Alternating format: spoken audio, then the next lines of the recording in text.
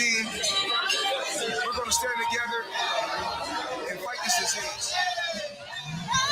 I come this way before, travel through the open door. Circumstances navigated the path, and life happened all so fast. No, it got lonely sometimes. You see, I know we couldn't make it. Even when I'm offbeat, I still land on my feet, and nothing can shake me, cause I know life took a hold of me. I never. This is where I am destined to be. I'm not ready to give up. I believe in the miracle of life. Life's a play with no rehearsal. Learn quickly, they'll come for your role.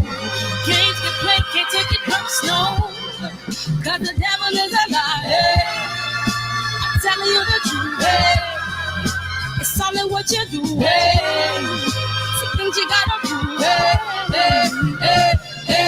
Let's fight for millions. Take a second, see the blessing in it. With much expected, much is given. When I made the living, now I'm giving back to children. Never let the power come first before your happiness. Yes, you can be the best if you go the distance. Mix a little sweat with your persistence. You know that the best things are never instant.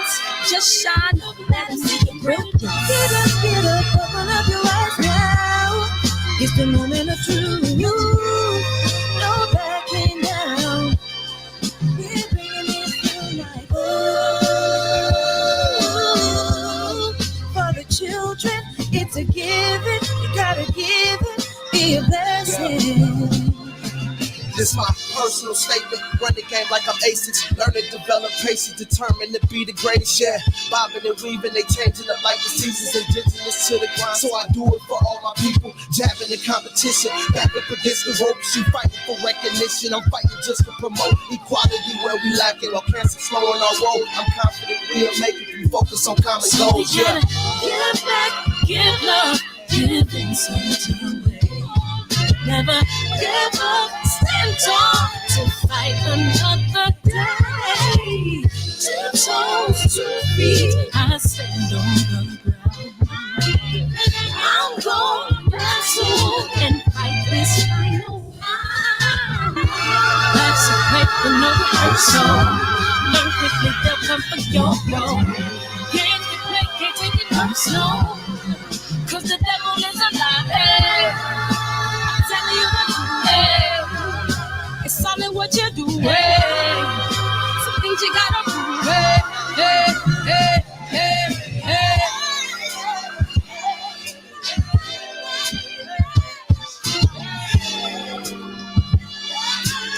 Ooh.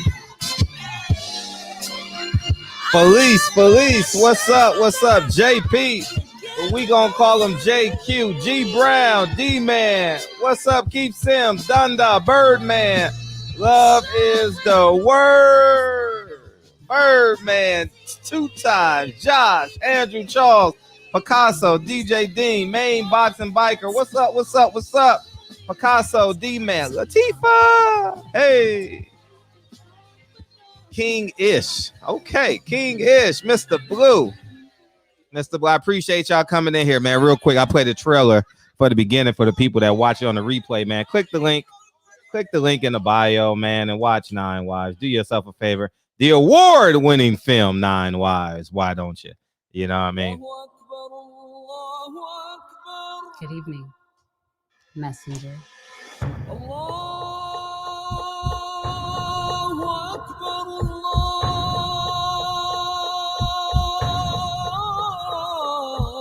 You convinced us that you were the last messenger.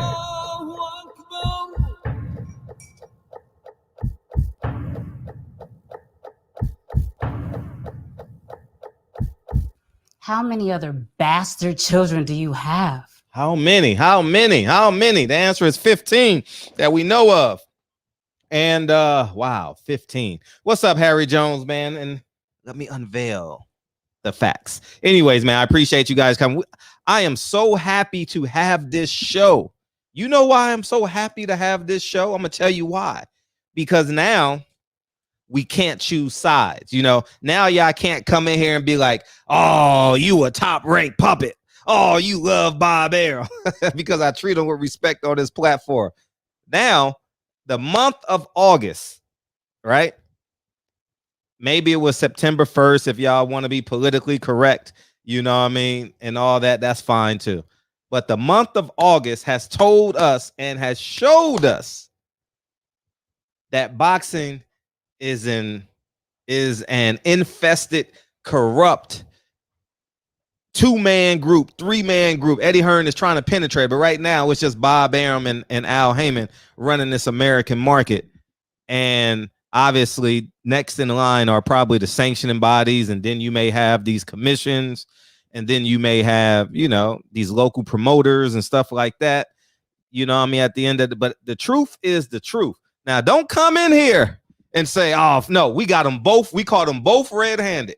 And I'm glad we finally caught them both red-handed. I am so happy because now we gonna see, are you choosing favorites or do you want better for boxing? And I'll say this too.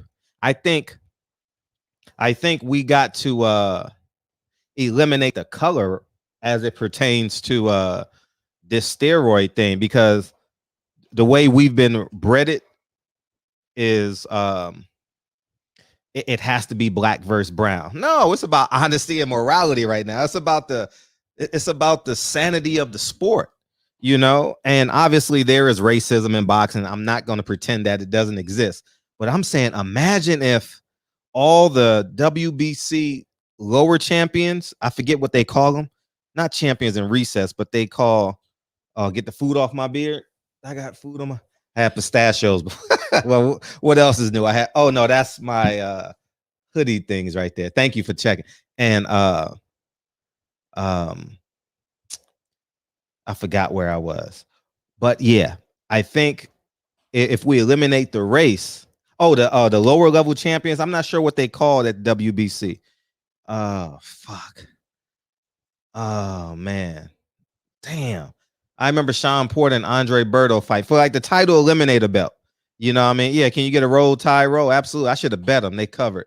I thought LSU was my pick of the week, man. And what do I know? That's why, man, you never know, man. I thought LSU recruiting would just be so much more superior than UCLA, you know. But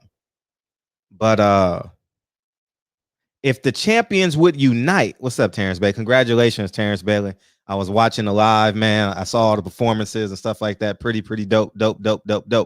And what's that on my beard? I don't. Oh, right here. Anyways, I'll get it next time. I'm human. You know what it is. But anyway, that might be gray. Is that gray? I don't know. I'll figure it out. Anyways, I think that at the end of the day, I think that the champions should gather up, because it's I think it has lesser value just tweeting and posting. I think the fighters got boxing right where they want them. You know, I think the fans got boxing right where they want them. You understand? And it's just a question of who has the courage to say, hey, I'm going to call. So let's say who's the WBC champion? Oh, Errol Spence. So let's say Errol Spence called Jamel Charlo, right? Jamel Charlo called Gary Russell. Then they called not Oscar Valdez, but who's at 35? Devin Haney. God damn, all on black. Josh Taylor, 140, 160. God damn, Jamal Charlo. All the belts. I didn't realize that till right now. Wow. 168, Canelo. 175. I have no idea who the champion is at. Who's the WBC champion at 175? Oh man, I don't know. Anyways, we're gonna get back. We got my man. Hey, Phil, if we gonna beam in and call in, man. What up, Drew? Drew, what a show tonight, man. What a show, big homie. I was live. It was good. I was live. Arthur had to be there. Thank you. Yeah, man. Congratulations. For those of you that don't know, Roy never been on a YouTube platform that I know about. I mean, No. I don't really count Ellie Seckback because he's everywhere. Mm-hmm. I'm talking about a regular platform like my own, and Mm-hmm. salute to Trick Nolte because he's always, he's working behind the scenes, securing these interviews and stuff. Mm-hmm. You know what I'm saying? Salute to Stormy B Man. I have him on the show to even me out. And salute to Kurt Anderson. It was a great panel. Yeah, it was a great panel. Salute to I'll even give you another pat on the back. I've reached out to Roy and tried to get interviews, so whatever y'all doing over there is majestic. Yeah, that was crazy. That was crazy. I just want you to know because, we had a problem with the StreamYard. Uh-huh. A problem with StreamYard. So I was like, damn, how am I gonna do it? I was literally thinking of having them call my phone and just holding the phone to the mic. I said, damn, I'm about to do a stream like that. And then I said, wait a minute, I got all this stuff here. I just plugged my phone in to my adapter and it worked out just fine, man. Yeah, Always thinking on the fly. You can do it that way. Yeah. So that worked out, man. Now that's a big deal, man, because he fulfills a lot of boxing, especially right now in 2021. I would say Roy Jones fulfills a lot of boxing fans' imaginations and realities. Between him, Mike Tyson, and then maybe Floyd Mayweather in the early 2000s and '96 Olympics. So I think that's an important interview to have timestamped on your platform. I just think it's incredible. Yeah. Incredible. So Roy doesn't get any more honest than that. Mm-hmm. I know the trolls are going to snippet some things he did say. Mm-hmm. We all know, but that's fine. That's fine. That's par for course. That's par for course. They watch it. I like that because that proves that what we do is organic. It's unfiltered. Mm-hmm. When I speak to the fighters, I tell them, look, don't worry about holding your tongue. That's for me to deal with. Mm-hmm. You understand? But there's going to be a point where you'll have a professional, whether it's a fighter, a manager, promoter, whatever, and they're going to say something that's unpopular with the majority. But that's what this is about. That's just what they say. As long as it's not too crazy, right? Like it's too reckless or whatever. Mm-hmm. The point is to generate compliance, you have to allow them to be them. Right. And Roy is consistent in who he is. Love and respect for him. Whatever he got going on behind the scenes with our brother Deontay, that's between them. Yeah. So that'll work itself out, I firmly believe.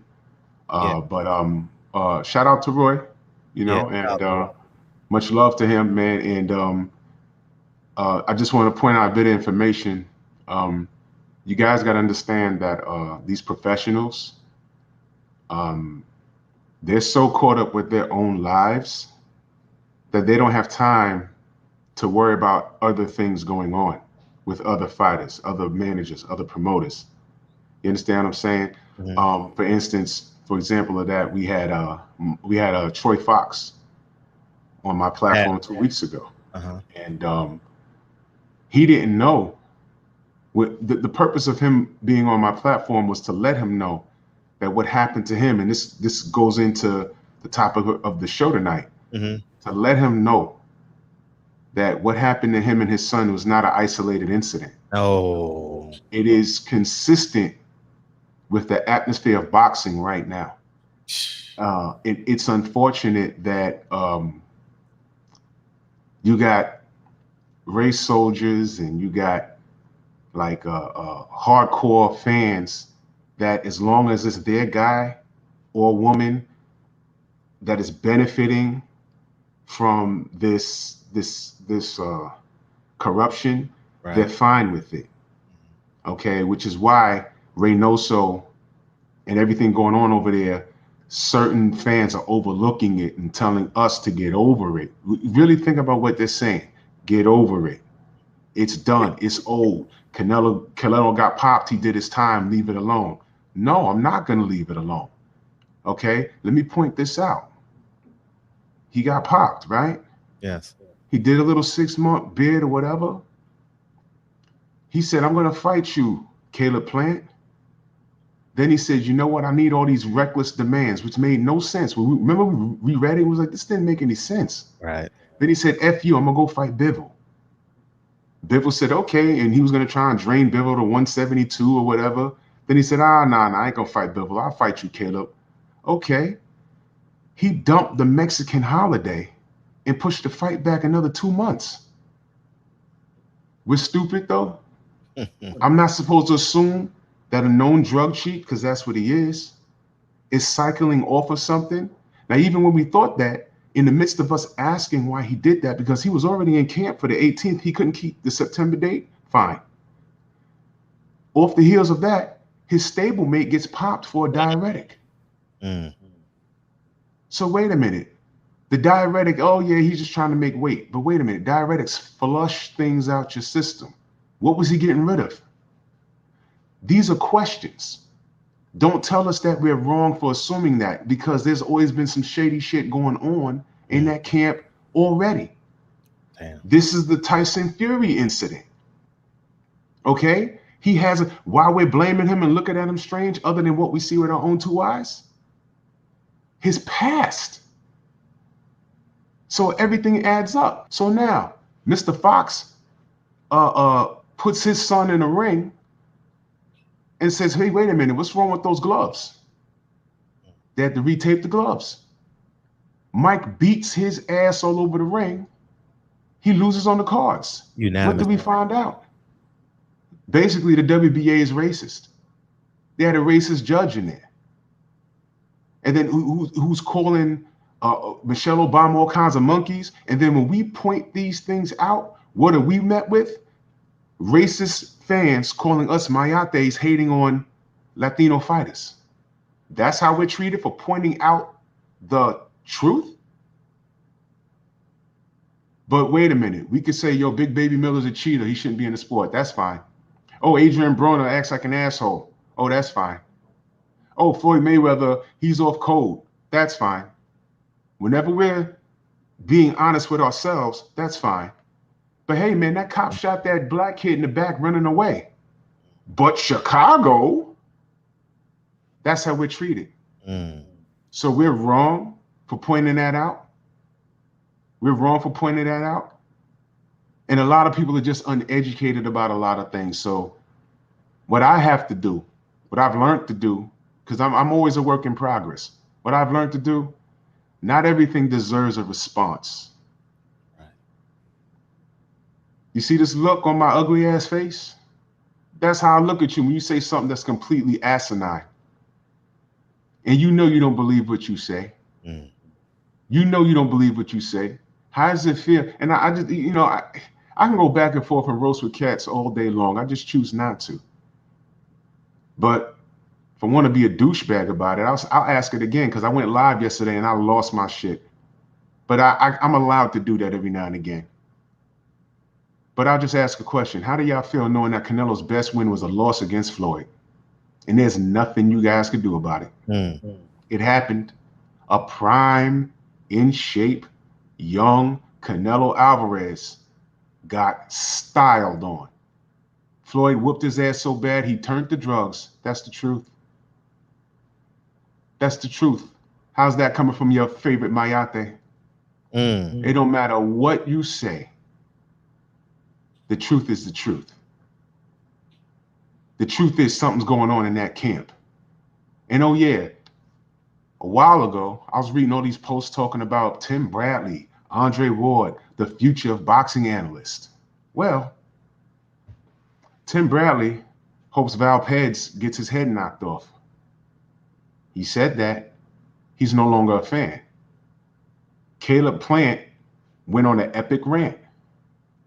Andre Ward, you know, because his daddy white, right, Fred? His daddy white? Yeah. Took his ass to Caleb Plant's camp, and he's now helping him train to beat Canelo Alvarez. What y'all think about them now? And y'all know who I'm talking to. What y'all think about them now? I'm sorry. I thought that every time a white fighter does something, we're always trying to take credit away from him. Ain't that right? Hi, Shea Smith. Mm. I'm on record saying I hope Caleb whoops Canelo's ass. But if you want us to disregard everything that's going on in the Reynoso camp, I want to see Canelo Alvarez versus Jarrell Big Baby Miller next summer. I think Canelo can make 205. He made 175 fairly easy because it's the skills that pay the bills. Hi, Charles. It's the skills that pay the bills, right? So I think Canelo's skill set, because he's pound for pound number one, right? So his skill set transitions from straw weight all the way to heavyweight. So I think he can make 205 and style on Big Baby Miller. He can do it. Let him do it. I want to see Jarrell Big Baby Miller versus Canelo Alvarez in July of, matter of fact, Cinco de Mayonnaise.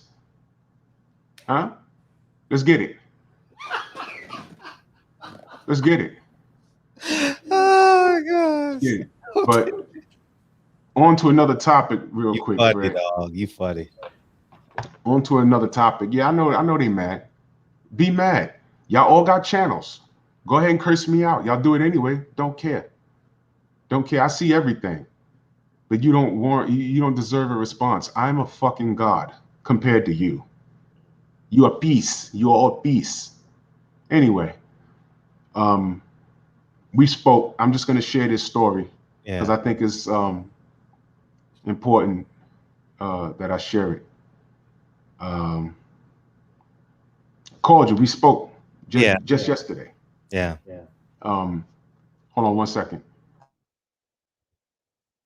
Fred, I'm sending money all over the place. It's okay. I paid my bills already. I mentioned UNDB to my mom. She asked if you were a builder, huh? Nah. A builder. Yeah, all right, check it out. I got it. All right, Pete. Early in the morning, I live in New York. We got to get our cars inspected every year, right? So I go to get my vehicle inspected. I go to the dealer. They say, yeah, we're going to be about an hour. I said, all right. So it was a nice day out. I took a walk. I walked into a park. I sat down on a bench, right? So take up my phone, got the earbuds in. I'm looking for the brothers. I'm looking for some boxing talk. And two brothers walk into the park. Now the park is like empty. Park is empty, right? Benches everywhere. I'm sitting on the bench. These two young brothers sit like literally a bench over from me. And I'm like, that's a lot of park. Why they sitting there? So it's two brothers, and one of them was like telling a story. You know how as black people do. We get very animated when we telling the story when we're passionate about something. Y'all seen me do it a million times. So I'm like being nosy, like, is he all right? So when it gets like that, y'all know the move. You take one bud out so you can hear. So here's my right hand. Dude says, yeah, that mother effing Fred, he every time black people trying to do something, it's niggas like that making us go 8 steps backwards. And I swear to God, I'll put one in his chest. I put one in his forehead now. I know like 3 people named Fred, and I really ain't paid no mind. I'm like, all right, somebody pissed him off. Here's my right hand. He said that mother effing 9 wives. And I'm like, so I said, wait a minute. Now, let me tell you how vain I am. I said, this ain't real life. Fred is in California. I'm here in New York. All right. Let me tell y'all how vain I am. I'm like, they ain't really talking about Fred. These are trolls I got blocked on my channel, and they recognize me, and they want to chin check me to see what I do. Now, it was decision-making time. Do I just say, all right, let me just get out of here before this turns somewhere else? Or do I sit here to see where this goes? Because what I was waiting for was for them to go from Fred to another channel, and then it turned into a LDBC thing. And then I'm like, okay, they want my attention. They're going to get it. It was two of them, one of me. Read between the lines, family. Two of them, one of me. They were outnumbered. Read between the lines. And that's all I'm going to say about that. So I put my earbuds away. I put my phone in my pocket, and I just leaned back, and I just go like that, and I'm looking at them. You got my attention now. For about almost 10 minutes, he's going on about the documentary. So now I'm like, okay. And I noticed the brother that was going off had a kufi on. So he's Muslim. So he's going on and on and on. And I'm like, that documentary really got him pissed off. So then the brother with the dreads, like, he's looking at me and noticing I'm paying attention. So then the brother with the kufi looks at me and says, yeah, he said, yo, what's up? You all right? I said, you all right? And he was like, yeah. I said, brother, I gotta ask you, what's all this about you want to shoot somebody? I said, what's all this about you want to shoot Fred over a documentary? He says to me, you know Fred? I said, Fred Hawthorne, after he done said his full name like 3 or 4 times. He said, you know Fred Hawthorne? I said, yeah, he's a close friend of mine. And there was an uncomfortable, like, 8-second pause. He said, you know him? I said, yes, I know him. Yes. He brought it down a notch. Yeah, well, brother, you need to understand, I don't know if you understand, we righteous over here. And And I said, bro, listen, now this was a young kid. If he was 30, that's giving him the most. I had to, sometimes you can be mad and go home and curse and say the most off-the-wall stuff in the privacy of your own home. But when you're out in the street doing that, there's always someone watching. Now, this situation could have went left had I been somewhere else mentally. Lesson, family, you got to do more listening than you do talking sometimes. So once I recognized what it was, now I'm talking to him, OG to up and comer. And I said, brother, listen, the world's small. I'm not lying to you. I know the man. All right. I don't know why you're so pissed off, but how you combat that is not by saying you're going to put a bullet in someone's forehead with that shit on your head, the kufi. There's nothing in the Quran that justifies anything you were saying. It's just as irrelevant as those people that like to hijack planes and ram them into buildings and use the Quran to justify that behavior. It's just as sick. It's just as sick. Name one Klansman that's Muslim. They're all Christians. They're all gun-toting Christians. To have us hanging from a tree, they will use a Bible scripture and say that this is what the God said. This is what the Lord told us to do.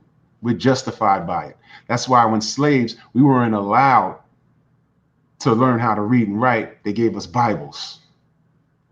Okay? Just a little gem for y'all. So I have to let the brother know, I don't know who's mentoring you, but if that documentary got you that fired up, here's how you fight it. Find holes in the information and contradict it on social media, since y'all like being on social media so much. But tell me, you're going to put a bullet in somebody over that? That's a sad state of affairs, brother. Shorty with the dreads was like, yo, that's true. That's true. That's true. So it was just like an amazing, like ridiculous, eye-opening situation. Family, we got to be careful out here. All right. Shit is real out here. And it was just, I think that kid was more bark than bite, but still, that's not something you want to play with And I just found that very strange. And I called Fred immediately after that. I called Reggie Owens. I called Fred. I was like, yo, this shit is crazy. This shit is crazy. So, I mean, look, support it if you want. If you don't want to support it, fine. That's fine. But I just thought this was an interesting story to share because it was just, it was very weird yesterday. It was very eerie and weird. And what are the odds that I go to that park? I'm never in that park. And out of all of those benches, those cats sat right next to me. I believe in the universe. I shared something with them, and hopefully they walked away from that and saying what I said. That really could have went left. That really could have went left.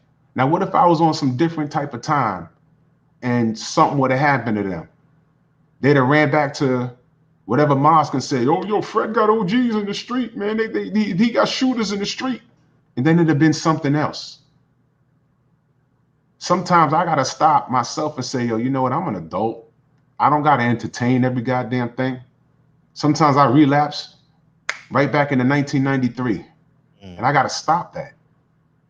You know what I'm saying? And I said, wow. So hopefully those young men walked away from that situation and said, you know what? I got to check what I speak. I got to check how I talk. I got to check my energy. I don't have to entertain everything. You ain't got to like a documentary. If it's false, fight it with your own information.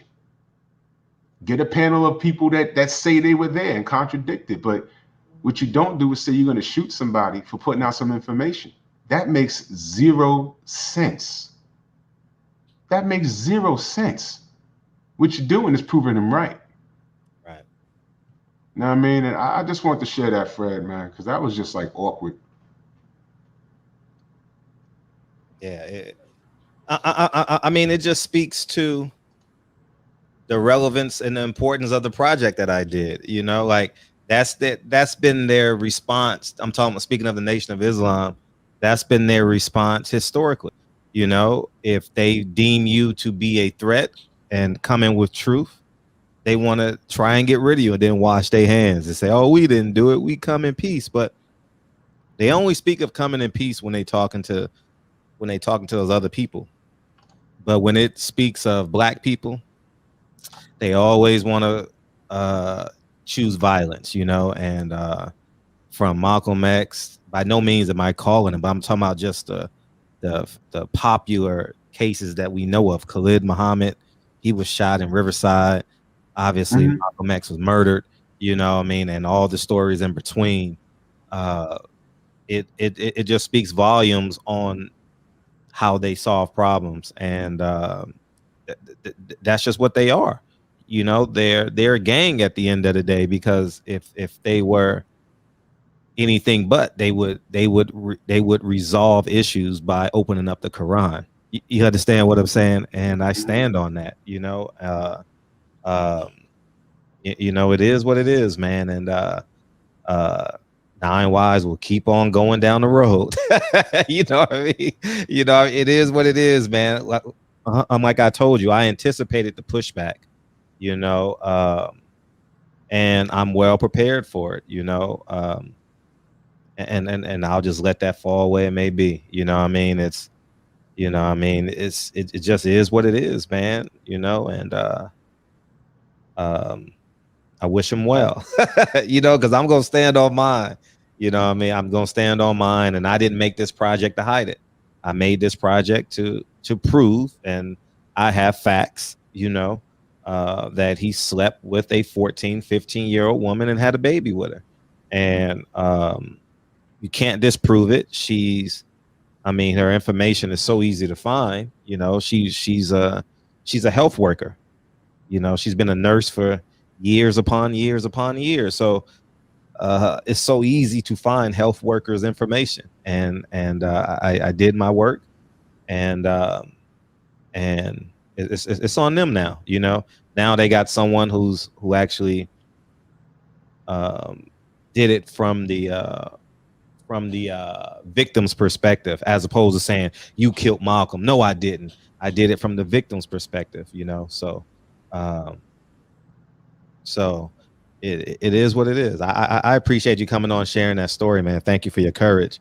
And but it's just important that we just tell the truth, man. We got so many people in our community who just want to take, you know, and not held accountable because they use language like he did so much for our people and he's such a good person. And you know, let me be absolutely clear. Mm-hmm. The conversation is not whether who agrees with who. Everyone's going to have mixed emotions about everything. Mm-hmm. I'm talking about how I found it strange how this young man that claimed righteousness was. How do you claim righteousness and you're talking about shooting someone if you see him? Right. I use this reference all the time. It's like a non-alcoholic beer. What's the point? What's the point? It doesn't make sense. You really don't drink beer because it tastes good, to be honest with you. I never drank beer and wished it around in my mouth before I swallowed it. I downed it to try and get a buzz. Stop, man. Stop. I mean, that didn't make any sense.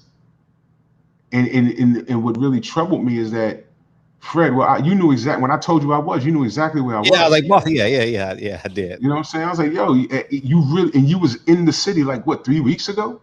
Sean's mom lived on that street. You see? We used to play on that park. In that park you mentioned. Ask Sean next time you see her. You dead ass could have like been there. Yeah. You know what I'm saying? I'm like, so what is that? What does that mean? And then all we would see on the news is another black man shot another black man or another unsolved shooting. Mm-hmm. And then here we are talking about, see, this is why we can't get nowhere. Come on, over a documentary? Take your licks and move forward. If you think the information is false, do your own research and put out your own information to contradict it. You ain't gotta like it. Guess what? Listen, Fred, did you buy 12 Play when it came out? Yeah, the first one, yeah. I did. And then when I found out R. Kelly was on some stuff, I was like, well, there goes that. Right. There goes that. Did I ever say he couldn't sing? No. Did I ever say Canelo Alvarez couldn't fight? No. But what do we know? Canelo's a cheater. What do we know? Based off the evidence, R. Kelly has some problems. All right? Fellas, ladies in the chat, you got daughters? Would you leave them unattended in the house with R. Kelly? Nope. Can't. Would you justify him? There's nothing you can say about this. All right. Now, again, I'm not on here to argue whether the documentary is bullshit or not. I'm not here to. I'm just talking about what I was a part of with this young fella. It wasn't the young fella with the dreads. It was the other guy with the kufi on, animated. And I'm like, what is wrong with him? Small world, man. Very small world. Yeah, that's insane. 8 billion people in the world, 20 million in your city. In an empty ass park, and they come in there screaming about you. What are the odds? That was meant to happen. That conversation that I had with them, because it wasn't like a big old it was a very calm conversation. And when we walked out the park together. Oh wow. We walked out the park together, and I said, look, brothers, I know you're angry, but it ain't got to be like that. If you think it's wrong, do your own research. To me, I didn't say this to them, of course, but to me, it may be that, I don't know, you know how when you look towards something and you find comfort in it, and then you start finding out that that the comfort you found in that thing and what you thought it was is flawed. That really messes with you. What if the thing you found comfort in, what if something that your parents taught you or elder taught you found out that it was wrong or it was flawed? How do you handle that? How do you deprogram that? Right. It's hard.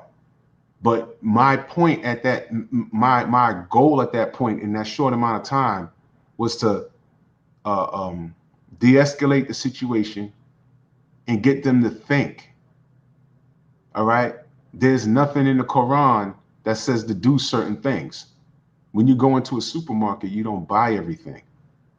You go and get what you need, and you might get got on the way out because you start seeing a bunch of stuff you might think you need, and that happens to all of us. But you don't have to purchase everything in the supermarket. You understand? So if you get into a religion because of the religion, some people get into it because the pastor or the imam sold them a good sales pitch. You know, some people are looking for something.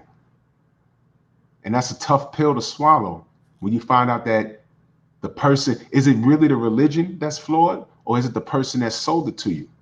Differentiate the two. Learn it yourself. Right. If you lost faith in the person, go rub elbows with other people that could point you, that you feel maybe it would point you in the right direction, man. Free thinking, free thought. So again, I'm not here to bait the documentary.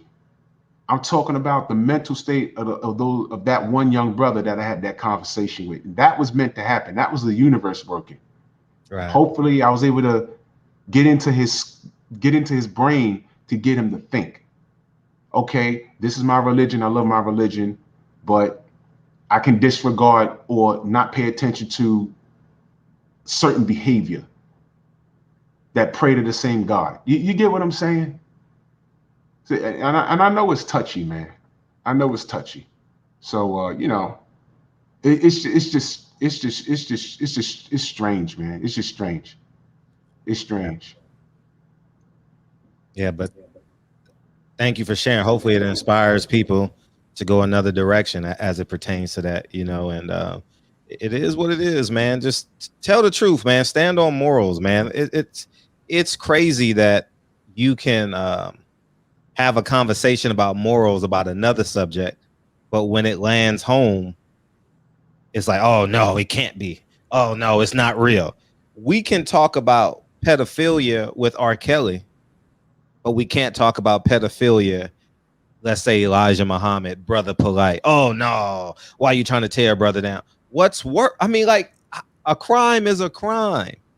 You know, like for me, as it pertains to just boxing, I used to be pro Al Heyman, pro PBC.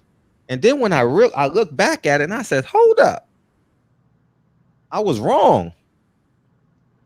Al Heyman and Bob Arum are the Republicans and the Democrats to me. And at the end of the day, I stand on that. You know, like how, like for example, if this hadn't happened to Bob Arum, people would have never opened up their eyes, Drew. Like, a black man was robbed on a black man's platform. You know what people say? Oh no, Al Heyman had nothing to do with it. Oh, he had nothing. That's how it works. They put people in place so it benefits still. But if it hadn't, if this hadn't happened to Bob Arum, you know, people be arguing with me the whole night. Oh, you just hate. No, I'm gonna give Bob Arum the same treatment I'm giving Al. And when Bob Arum come in here, I'm gonna give him the same treatment. It's wrong. You're robbing the fans. You're short arming us. This is disrespectful. This is wrong. All you care about is money at the end of the day. And Bob knows when I call Bob, you know what Bob's gonna say? You about to get me, huh? That's what Bob gonna say when I call him. Guaranteed. That's a relationship we have. And that's the God down the shoe. So that's why I'll let you go. That's why I'm happy. Not happy that this happened. I'm happy that it happened on the other side of the fence. So people can, so now we got to check morality now. Are you for boxing? Or are you for PBC? Are you for Top Rank? Are you for Canelo? Are you for Caleb Plant? Are you for no?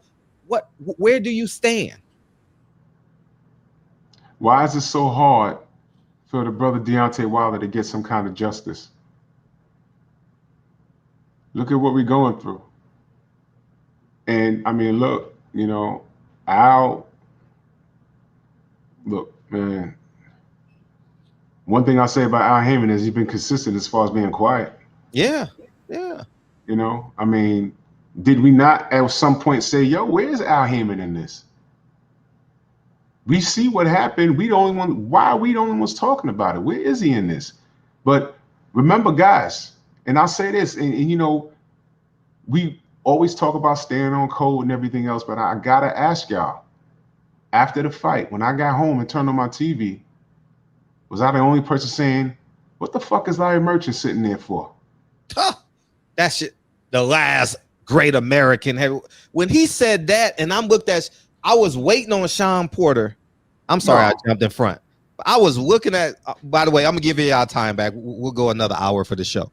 But the point I'm saying is, I was waiting for Sean to say something. Like, you ain't got, like, I'm not a rah-rah guy with my guests. Only Wesley Muhammad, because the man been lying for a decade. But outside of him, I've held my composure, right? Even when, what's that guy out of Dallas, he said, fuck Malcolm X. I just sat here and laughed. I think he's funny. But the point I'm making is Sean should have stood his ground. You understand? In that moment, Sean should have stood his ground and said, hold up, this is different. He could have said simply, I 100% disagree with you. I don't even know if Sean was paying attention. He was just sitting there smiling. Like, yeah, I didn't grasp that at all. I think it went over his head. I really do. I really think that shit went over his head, because as soon as Larry Merchant's face pops up, I'm already somewhere else with it. I'm already focusing, like he's gonna say something crazy, and he didn't disappoint. Bye bye, Miss American Pie. Is this the last, excuse my expression, of the great Black Hope? I almost threw my Timberland at the screen. I'm like, yo, that didn't take long. But what I said was, who's asleep at the wheel at the PBC? HBO was gone because of him. He had a large portion to play in that. And he's sitting on the couch? Why the hell is he sitting on the couch? We got to think, why is he sitting on the couch? Who authorized that? Who authorized that? That's I'm asking. Why is Deontay really going through this? Okay, if there was a time for Al Heyman to say something or someone speak on his behalf, because I'm gonna tell you something, Mauricio Sulaiman let you know how he's coming. Valdez is getting the fight. He failed both beats. Why do we have rules? Mayo and Valdez, you all won tonight, Drew. I'm gonna use those, man. In my why do we have rules? So why do we have rules? Just stop using USADA, stop using VADA, free Big Baby Miller, let Canelo go ahead and do it. Next time we see Andy Ruiz, he's gonna look like Ronnie Coleman. You know what I'm saying? No one's gonna say anything. Let everyone just do what they want to do. Because Errol was absolutely right. He said, what if that was me who failed both A and B samples? There'd be channels on live right now cursing Black people's name and saying, I knew it. Look at his nipples. And he take his job, take his money. He should be in jail. They need to reinvestigate all of his wins. I knew a guy that size couldn't hit that hard. Go investigate the Charlos, although they're like 3 different people. You understand what I'm saying? But we point out obvious corruption. Fred, when Labarbi fought Togo and those gloves were tampered with, where were those gloves after? Were they not on Suleiman's desk? But we said, yo, there's corruption, Mauricio. Y'all remember when I asked him where the gloves? He said, I don't know. I said, they're in Sugar Hill's house. Why were they not on your desk? Just entertain us, because we're the ones that fund you. It's us. We fund you. What is going on with you? We're the consumer. You need to show some fucking respect. We said Alejandra Jimenez looked like Jaime Munguia. You're bullying her because she's gay. No. She got bass in her voice. She sounded like the bass singer from Boyz II Men. Facts. To the end of the road. Yeah. Okay, Freyshawn Cruz was in there fighting a dude. A dude. You told her shut up. He disrespected the audience. Surprise, surprise. She was going through the change. He never apologized and took his time giving back Freyshawn Cruz her belt. So we got Labarbi. She got justice. She at least got an investigation. You got what is this? Freyshawn Cruz situation, and you got the Wilder situation.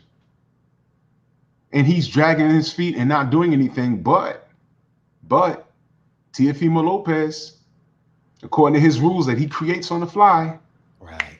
he's undisputed according to those rules, right? Right. Right? Right.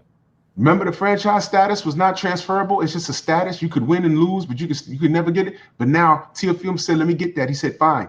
Loma loses it. What happened to Devin? Huh? We're living in a world where Devin Haney can't get a fight, and he's getting frowned upon. Where are we at in this sport? Where are we at? I mean, really understand what's going on here. Okay, and I'm going to talk about this in the morning. Everyone's talking about us, and we all kinds of mayates. Josh Taylor was very animated on his tweet. Any smoke for him? Anybody? Anybody say anything about Josh Taylor? Anybody have anything to say? He said the exact thing that everyone else is saying, called them cheaters and everything else. Did y'all ignore that? Don't worry, I screenshot the tweet. I'll be talking about it for at least an hour tomorrow morning.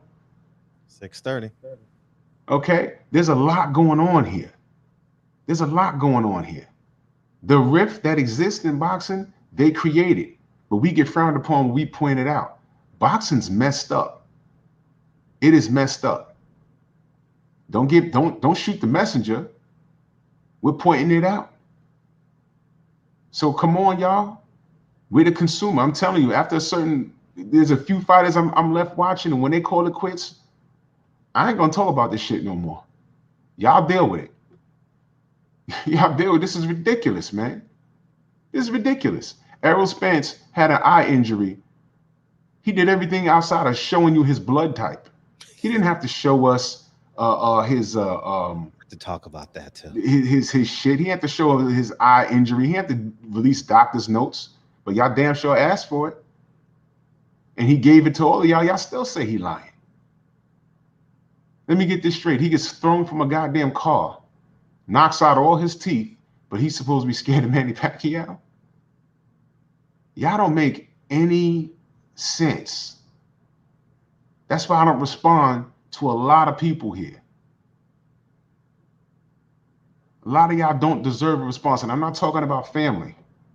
I'm talking about these detractors that got a chip on their shoulder. Realistically, you're insecure. All right, you're not even a supporter of the sport. You're a supporter of a fan because he's probably the same race, culture, or creed as you. I ain't got to violate you or disrespect you or call you out your name. I'll just ignore you. It's just as good. In fact, it's even better. It's even better. I'm talking about the sport. You're talking about some guy because he speaks your language and he lives on the same block as you or some nonsense, man. I ain't got time for that, man. And 10 times out of 10, I've been watching the sport longer than you could fucking walk. If you was born in 2020, don't talk to me. Really, seriously, don't talk to me. You don't know what I know. So there's a lot going on in the world, man. You know what I'm saying? I'm gonna let you go ahead. Thank you, Drew. I appreciate you. You know Congratulations on getting Roy. That's a big deal. No doubt, fam. Pretty No doubt, fucking fam. Much love, bro. all the time. Thank you. Love you, man. Appreciate you. Love you too, bro. Later. All right, peace, King. Terrence Bailey. H. Furrow, wait your turn, man. Wait your turn, man. We good. The man of the hour. The man of the hour, man. Congratulations, man. How you doing? Thanks, man. What's going on with you? I'm feeling great, man. What you got? Man, yesterday, man, I'm still tired from yesterday, man. My feet is killing me. My back hurt. I'm tired, man. I think I sat down one time all day. My phone wouldn't stop ringing. Mayor Lovely Warren from the city of Rochester came to the event, and they pulled one over on me. They kept this. They said, "Well, can you slide the mayor into the program because she wants to give you a proclamation." Now, I received a proclamation from the city of Rochester before, so I didn't think it was no big deal. I was like, yeah, we can slide her in there, between the two artists. So I was out getting the food for the band, because you got to feed the band between the doing an hour break. So I'm getting the food. I come back, and she's up on the thing. You know what I'm saying, doing the proclamation thing. So I go up there to see the proclamation, and she announced that September the 4th is Terrence Bailey's senior day in Rochester, New York. I damn near fell out. And my cousins were there. The FDFI, Frederick Douglass Family Initiatives.org, is headquartered in Rochester. My cousin, my cousin Kevin that was on the show, looked at our cousin Kenny, who's the president of that organization, was like, "Damn, you ain't even got one of those." That shit was hilarious. But yeah, man, the event went off real well, man. The unveiling went off. It was a high turnout. I mean, it turned out real nice, man. I got approached by a lot of people, like for the concert part. A lot of people was like, "Hey, we should turn this into an annual thing." If you from DC, or from the DMV, the band that we hired to do the main band that we hired to do this event, they play every Thursday night at the Society Lounge over on Georgia Ave in DC. So the band is ran by D Floyd. It's D Floyd's band. D Floyd from Rare Essence. So if you go over to the Society Lounge, you know what I'm saying? They got some banging food, and that band is, believe me, for what they charged us to do 2 45-minute sets, that was a steal. I don't think D Floyd probably want me to say what they charged us. No, I don't. But I'm telling you, for the quality of music and the way that the way that the music sounds and the talent for the price, man, we had a good time. People want what they want me to put it back on again for next year, and this will be a mural unveiling. They want to start a concert series out of this mural unveiling. That's great. But yeah, man,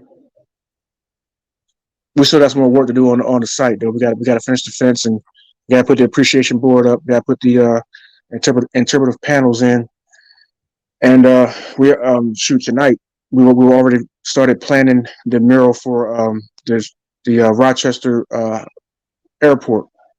There's going to be a Frederick Douglass mural going in there because they renamed the airport after Frederick Douglass. That's beautiful. Yeah. Tomorrow and Friday, tomorrow and Tuesday are the ceremonies to name the Frederick Douglass Memorial Bridge in DC. So I'll be there on Tuesday for that.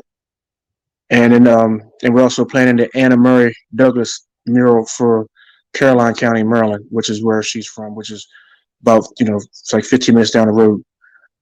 So trying to better start that, and I'll be launching the Family Foundation in about 2 months. So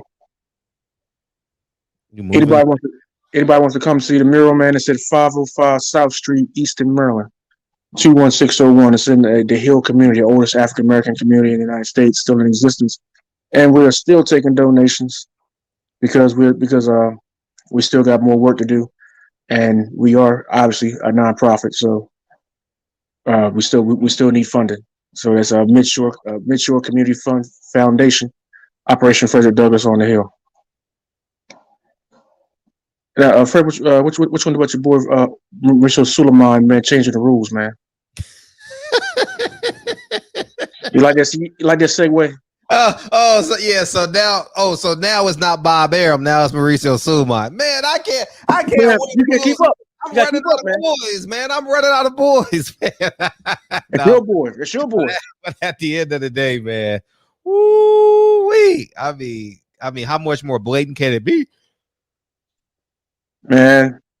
How much more can it be, dog? This is so blatant and disrespectful. Man. I mean, Riso basically said, "Hey, federal government, come investigate me. I don't care. I'm going to do it until you stop me. Basically, you're right. I'm going to do it until you make me stop. You don't say nothing. You don't do nothing. I'm gonna keep doing. Thanks me. You don't find me. You don't do nothing. Right. Ain't none. Don't start none. Won't be none. You don't start nothing on me. I'm gonna keep doing it. Right. You know what I'm saying? And was the fighters? The fighters are all the sanctioning body's bread and butter. If the fighters don't stand up for themselves, if you don't stand up for your craft, ain't nobody else gonna do it for you. That's exactly what I say. You know what I'm saying? You can only get whooped if you allow yourself to be whooped. Right. So, I mean, at the end of the day, I mean, we all see it. And I mean, I'm looking. I'm like, and the fight is still on. I don't understand why this other brother gonna get in the ring with a guy that said that he knows juicing. Man. You feel the A and B. Why you gonna get in the ring with him? Like Blue said, you can not take this fight and still get paid. You might not get paid as quick, but you can still get paid. You know what I'm saying? Sue his ass. Right. You know, I ain't getting in the ring. You got something working for you other than skill. Right. Other than skill and strength. Right. Something unnatural. No. It's called sport. Mean equal playing field. You know what I'm saying? Mano a mano. Not you and your unseen help other than God. You know what I mean? But I ain't gonna hold the line, man, because that dude Pharaoh, man, back there having a conniption. So I'm gonna holler at you, bro. Congratulations, man. Congratulations. Well deserved. Well deserved. You're the man of the hour. Appreciate you. Hey, look, man. If anybody's in the Anne Arundel County area, Baltimore area, Annapolis area, September 18th, I'm receiving an award at the Benjamin Banneker Douglas Museum in Annapolis. The Maryland Commission on African American Affairs and Culture Legacy Award. So if you want to come support your brother, come there. I think it starts at like 1:30, 2 o'clock, something like that. So if you're in the area, you want to come by support your brother, man. Just slide by. Congratulations. All right, man. Peace. Thanks. Yeah, congratulations for sure. Wow. All right, man. Yeah. Congratulations to both of them, man. Drew Titan had Roy Jones, and he got 2 awards and a Frederick Douglass mural. That's insane, man. Stick to the course, man. Stick to the course. What you believe in, man. People gonna support you, man. Terrence Bailey had tons of people out there, supporting the cause, man. The phone lines are now open, and we can go in on the subject. We can go anywhere you want. But it's just a beautiful thing, man. Congratulations to both of y'all, man. Drew Titan channel has, god damn, it's growing. You know what I mean? Like, people are locked into Drew, and he deserves it, man. And every Sunday, was it 4 o'clock my time? Drew Titan comes on. So go check him out. 4 o'clock PST. So but yeah, and I appreciate you sharing that story as it pertains to the Nation of Islam, man. I get threats every day. Every threat, every day over the film. I just take it for what it is, It's a threat. And but it ain't gonna stop what I believe in, you know what I mean? And for those of you who say, like, I have no affiliation to Drew, man. Drew is 3,200 miles away from me. We couldn't possibly have framed it, but we're agents. That's what they say. We're agents, and and Fred's an agent, but Fred is a part of no group. You know what I mean? Like, Fred chooses to be a part of no group. I like being independent and being a free thinker and having a one-on-one relationship with God, so that's just where I stand on it.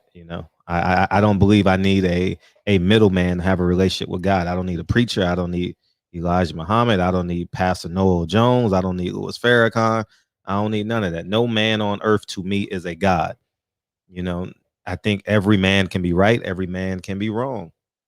And I think that's the one thing that I think that we haven't detached away from slavery is that we need a middleman.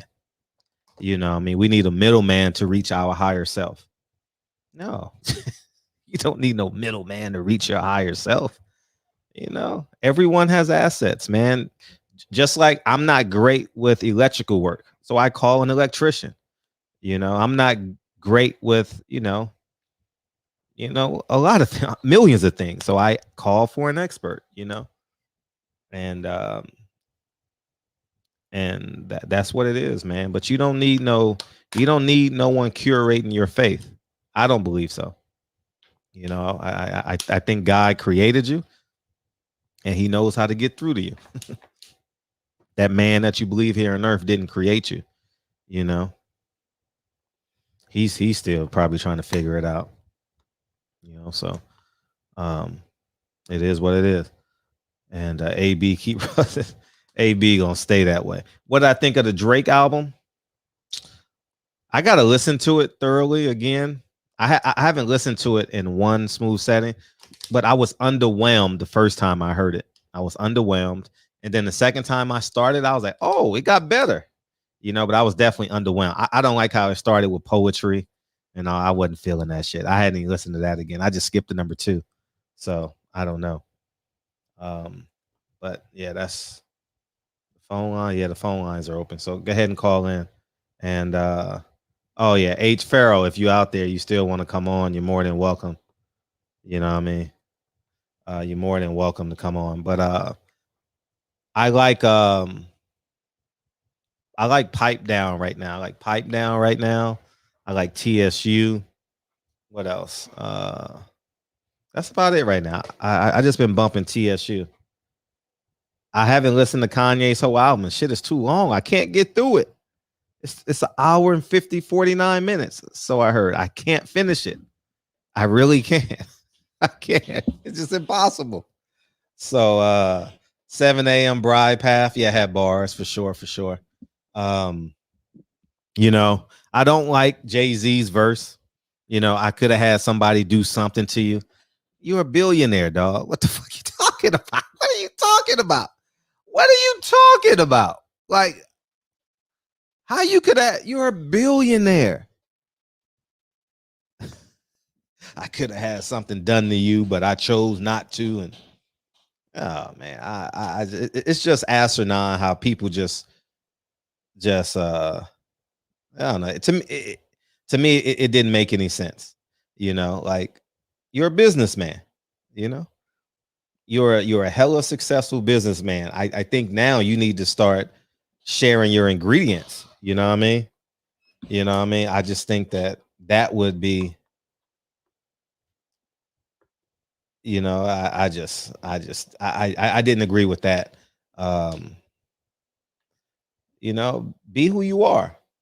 You know, I think that's why I grew to Drake, excuse me, because I thought he was more authentic than a lot of rappers. You know, like I like on his last album how he says, "They robbed me for my chain. I gave it up." You know, Meek Mill would have said, "I pulled the gun on him.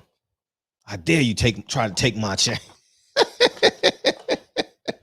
You know, Rick Ross probably would have said, you know, man, just take it for what it is, man. Take it for what it is. You know what I mean? So that's where I'm at with it. But getting back to the subject, man. Yeah, man, they gon' yeah. Box. Now it's time for us to take over boxing, man.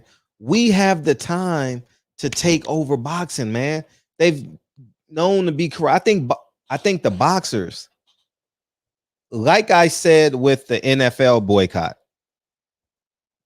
why are the fans boycotting and the players are playing?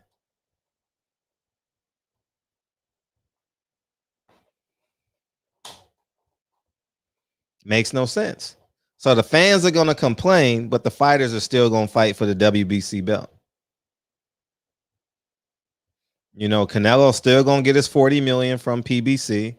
Caleb is still gonna fight for the belt, and every other champion is still going to defend their WBC belt. It sounds good in a tweet. It's inspiring. It's newsworthy. It makes headlines. But at the end of the day, next year it's gonna be the same story. You know why? Because people don't stand up. People are afraid to get compromised financially and status wise. People don't want to lose their staff. If you're a champion, you don't want to lose. You don't want to not be called a champion.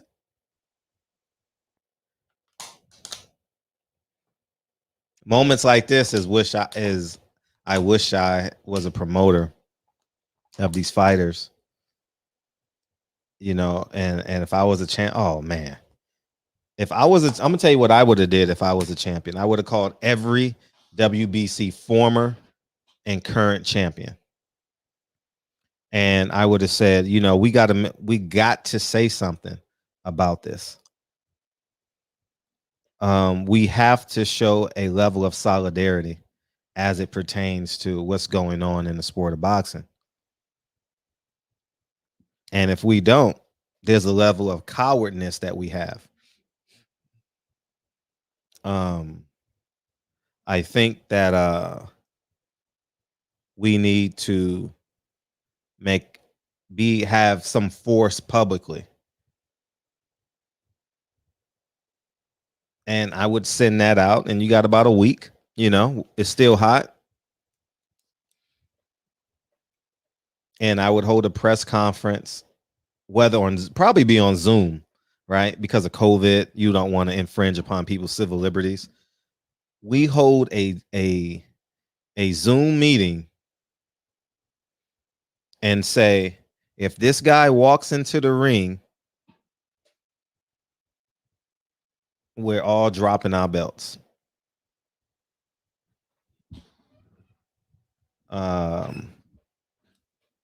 It is. I mean, you got to take a stance. You know what I'm saying? You got to take a stance. Listen, the tweets ain't gonna do nothing, y'all. Not when you have absolute power. These fighters have absolute power. Not 51%, not 61%, not 71%, 100% power. Bob Arum will never tell his fighter, you're in 100% control. Al Heyman will never tell his fighters, you're in 100% control. If that's the case, they wouldn't say thank you, Al Heyman, at the end of all their fights. You know, you wouldn't hear top ranked fighters say, I got to talk to my team. You wouldn't hear that. Well, every fighter say, I got to talk to my team. You are the team. They listen to you. Oh, man. So I think if nothing happens, there is a percentage of your favorite fighter, white, Mexican, European, black, Asian, any other persuasion, has a level of cowardness in them. I'm telling you.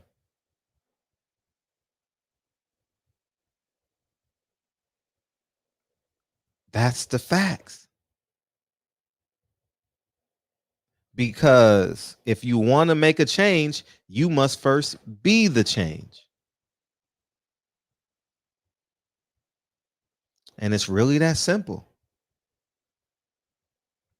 No one wants to lose money or status as it pertains to these champions. And that's just the reality of it. And by the looks of it, it's 100% of boxing. It's not a black thing. It's not a Mexican thing. It's not an Asian thing. It's a call from. Hey, what's up? What's up? Hey, brother Fred, how you doing, brother? I'm feeling good, man. What you got? Yeah, I was trying to watch your film, man. And I don't know how to. How can I get it? I know you can go on like Instagram or something. You said, but I don't have an Instagram account. Did you order it already? I was trying to order. Okay, we had trouble ordering. Oh, click the link that's pinned in the comment section. Okay, okay, I'm gonna check it out. Yeah, brother. I can appreciate. I did a debate with brother Minister Eric Muhammad on Sunday TV about 3 or 4 months ago, and it had a lot of views. And he and I were very good friends, man. And I raised a question about Malcolm. I talked about how they could sit there and placate to John F. Kennedy, make a comment about he got all upset about John F. Kennedy, a white man, who you say is the devil, and you all didn't want to say nothing about John F. Kennedy, but you wrote in your Muhammad Speaks paper that the man's head getting chopped off, and they really didn't tell a whole story about what happened. And I really truly believe Louis Farrakhan really snaked Malcolm X, because when Malcolm X came to Louis Farrakhan and began to explain to him about the wives, or whatever you would say, and talk to him about it, he came in confidence. Now here you are, Malcolm's speaking every day. Malcolm's out before the world. Women throwing him stuff. I mean, he's abstaining, and they couldn't find out on Malcolm. But here, we found your teacher has all these different wives and women. They weren't even considered wives, because you listen to what you said about Kamal. As I was in the interview, you said that he couldn't even tell anybody that was his father. What kind of father is that? How's that a relationship? And if you got a wife, you pronounce the word as your wife, and you're proud of your wife. So I just think that we look at these things, and we have these religious people come before us, and they tell you that they talk to God somewhere on a mountain, and you can't question them, or you can't, you can't question, because you can't call God up you can't call God up on a Zoom meeting and ask him questions. You got to take the interpretation, and our people get misled. So I gave a lecture today. It's called WS19, White Supremacy 19, and Race First and Black Unity is the vaccine to white supremacy. And I talked about religious zealots. And I talked about how we have to have an African council to oversee what happened. I give you an example of what I'm talking about. Now, black people, they give the Honorable Elijah Muhammad all this credit, which he did. He was a great man. I can't take that away from him. But black people who were janitors, black people who were shoe shine men, black women who cleaned houses gave him their nickels, their pennies, their dimes, and their dollars to build something, and his family squandered all that wealth away. We cannot continue to take losses like that. You see what I'm saying? And the same thing with Louis Farrakhan. I came in the Nation of Islam at 17 years old, Fred. I was 17 years old, and I really believed in this man, and all he basically did is use it as his do boy. You know what I'm saying? I would guard his house. He never once stopped and say, "Hey, brother, what's your name, young brother? You need a career. You need to go, you need to be in school. You need a trade." So in Chicago right now, Mexicans are doing all the contract work. Why can't Louis Farrakhan take these young black men and it was lots of us. I'm a vice lord from lots of us, vice lords, disciples, Blackstones, Mickey Coverstones, BDs, Breeze. We all came in there looking at him, and he basically used us as his what do you call it, his promotions team, to pass out flyers, security guard. He never sat down and put any programs together for us that would help us. I'll give you one example. I'm not going to hold you all day. One brother named Brother Howard 2X, he gave, his father had $7,000 and left him $7,000. And every time Mr. Farrakhan go out of town, they got to raise money, and this brother standing up, they say, who can give Mr. Farrakhan money to go to New York or California, whatever he's doing? And brother, I got $100. They take his $100. That's a good brother. They're clapping.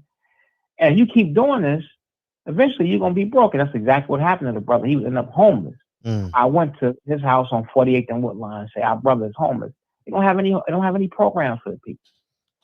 You see what I'm saying? So I think honesty, and I just applaud you for making the film. Honesty has to be dealt with, not in the place of judging Elijah. It's the good, the bad, and ugly.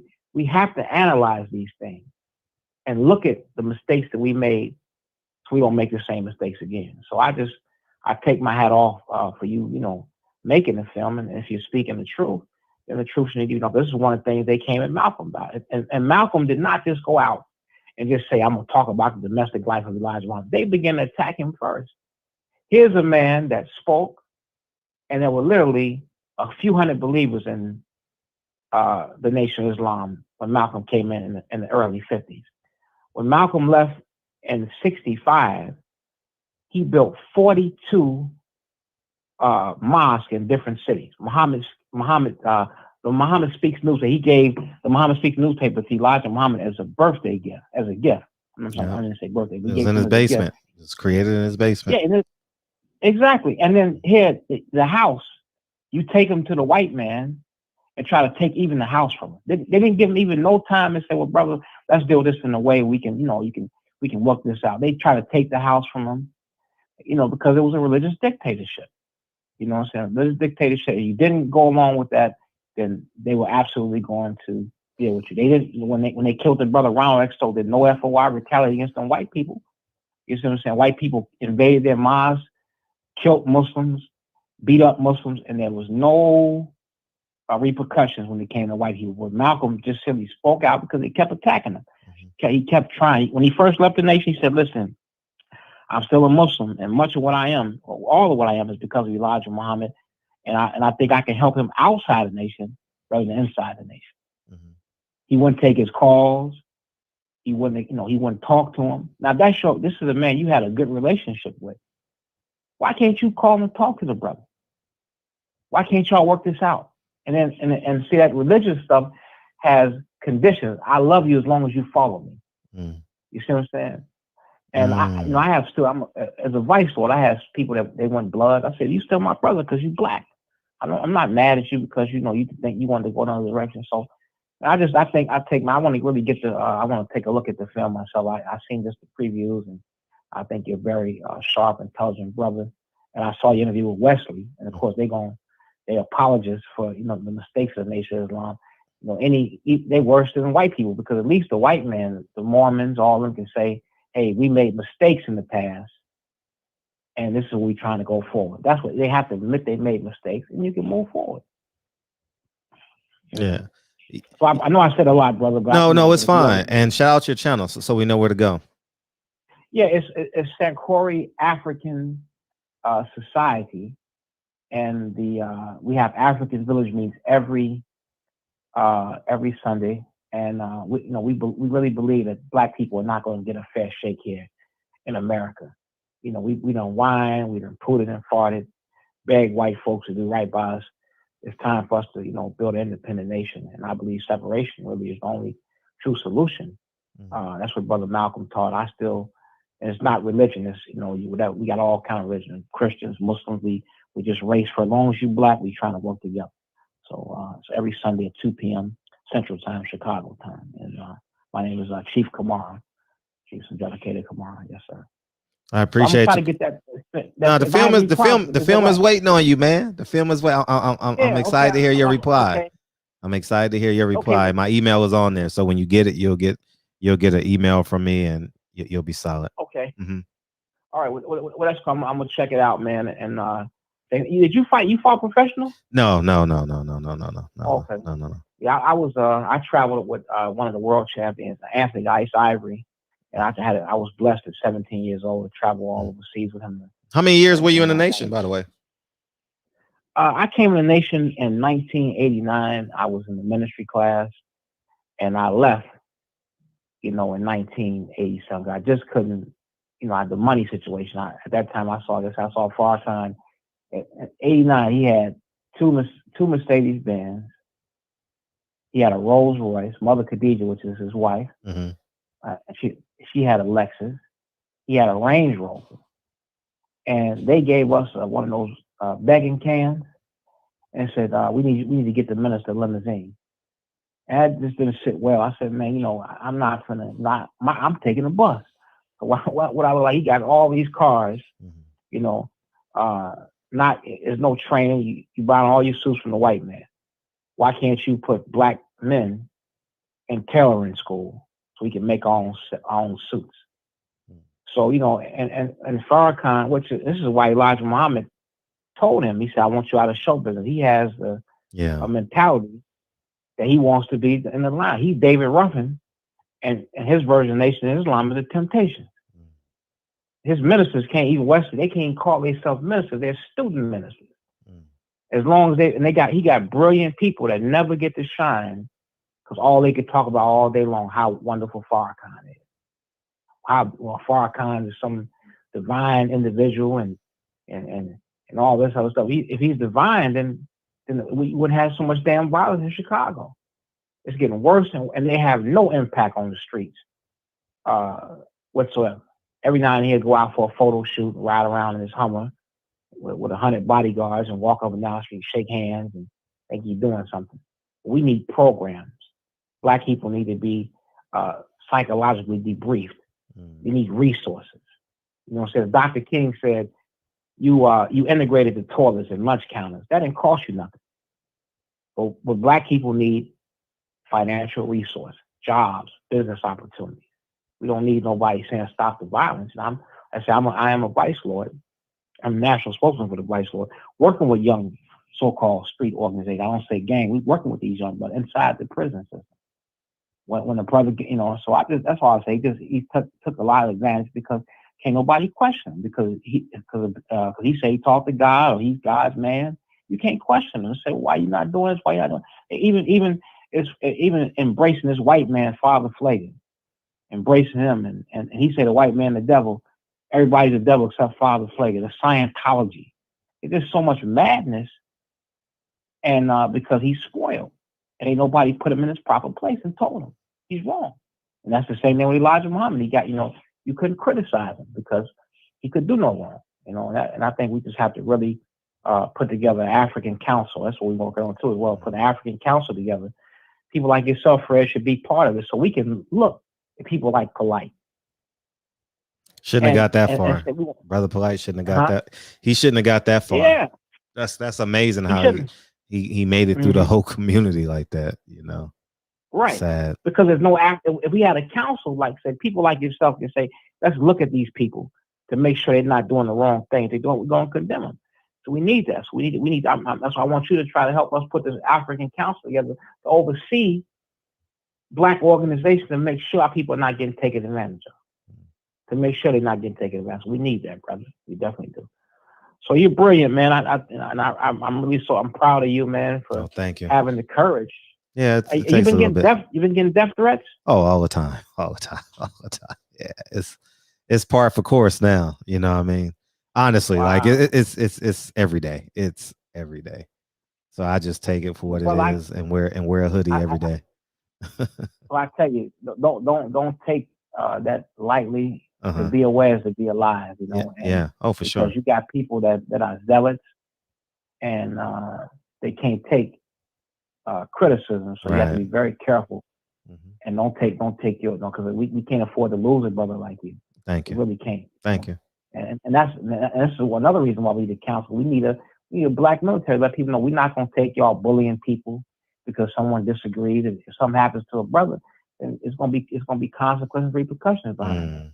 You know, he has every right because if they sending you death, they ain't sending them Jews death threats. They was at Farrakhan. You know what I'm saying? They was at Farrakhan call. They was outside when he was speaking, and Khaled talked about it. I don't know. Are you familiar with Dr. Khaled Abdul Muhammad? Yeah, very much so. Oh, okay, yeah. Well, the same way they did him, the same way, man. The way Farrakhan did him was terrible, man. But he stood up for him. You know, they were calling for his death. Who do you want, Farrakhan? How do you want him dead? They didn't attack those Jews because you make a documentary. It's your right. You got a right to express how you feel and your belief without getting threatened, man. That's not good, bro. But you be careful, man. We love you and you stay strong. I'm gonna look in the link and see how I can get it. Appreciate you. And you said I can eat your email. So if I have problems, I can just call you and yeah, it'll pop right up. So when you order it, you'll be able to. It'll be on the receipt when you order it, and you'll be good. Let me ask you one quick question. How do you do? Because I was trying to do this thing with my channel. How do you do this Google Voice to be able to take? Oh, you just go to Google Voice and get a phone number. It'll take you less than a minute. Yeah, I got that. You have to have the setting set a certain way or something like that. No, you just got to be logged into your Gmail account, and you'll be good. Okay, and so when people call, won't your regular phone ring? Yeah, I can forward it to my regular phone as well. So when it rings, it comes to your computer. It comes on your phone. It comes to my computer. Okay, so isn't there a setting you have to put it to make it go? Because mine was ringing, it was just going straight to my phone. I didn't see it coming on. Well, you got to unforward it. Oh, unforward. Okay, all right. And you'll be okay, solid. brother. I'm not gonna hold you, man. I know I'm sorry if I talk too much or said, No, I appreciate you. Welcome to the show. Welcome to the show. Welcome to the show. Appreciate you. Yes, sir. I'll be listening, brother. Thank you. Appreciate Okay, it. peace. Yep. Okay.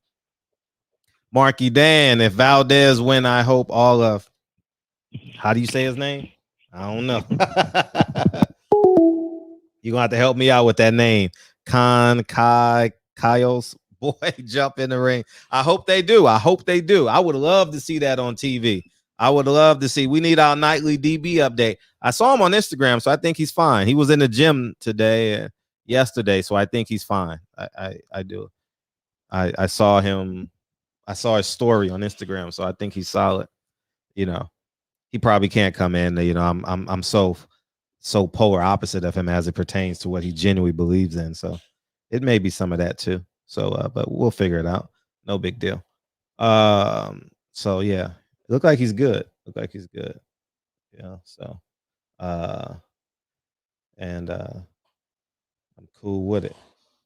Oh, can you say Kyle?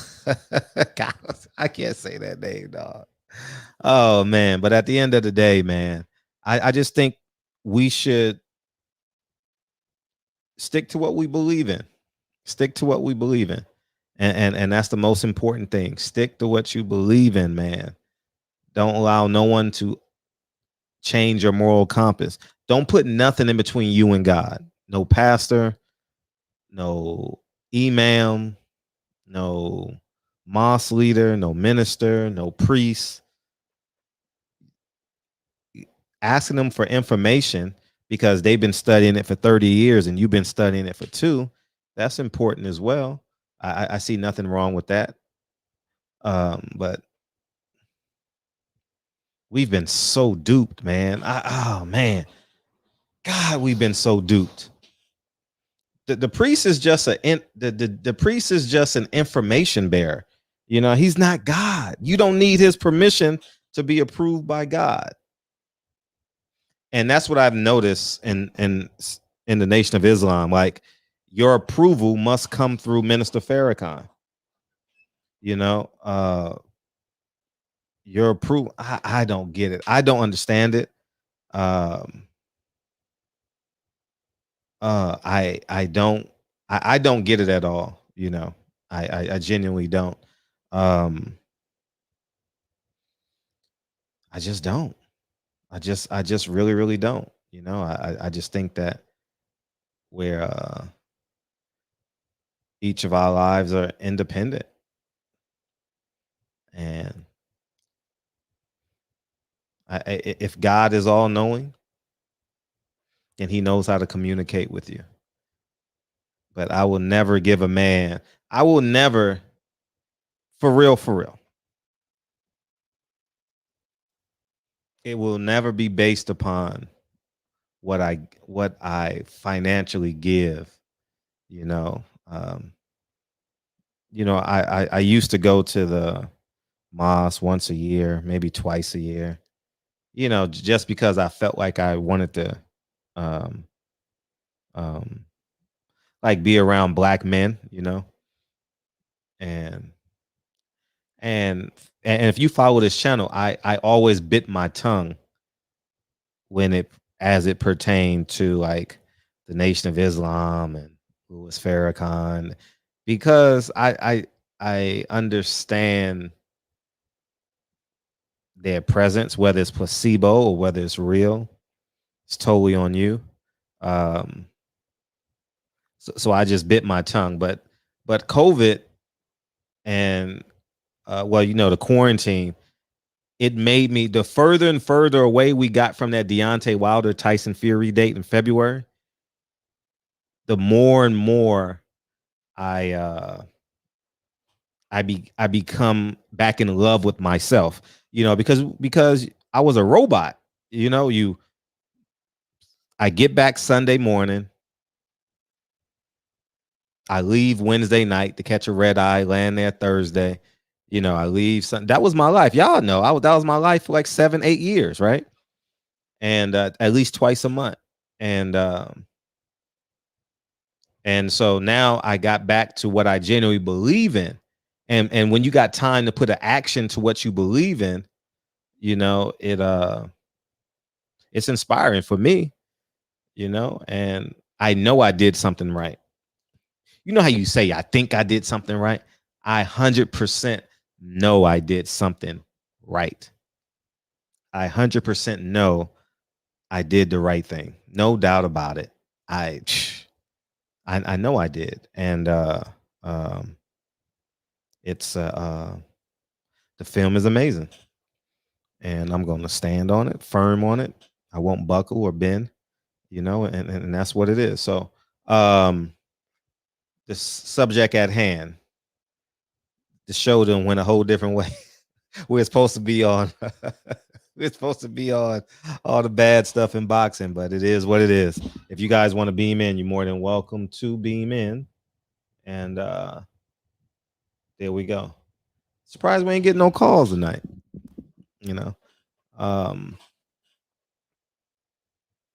Yeah, I mean, I'm not mad at people for sticking up for what they believe in. That's fine.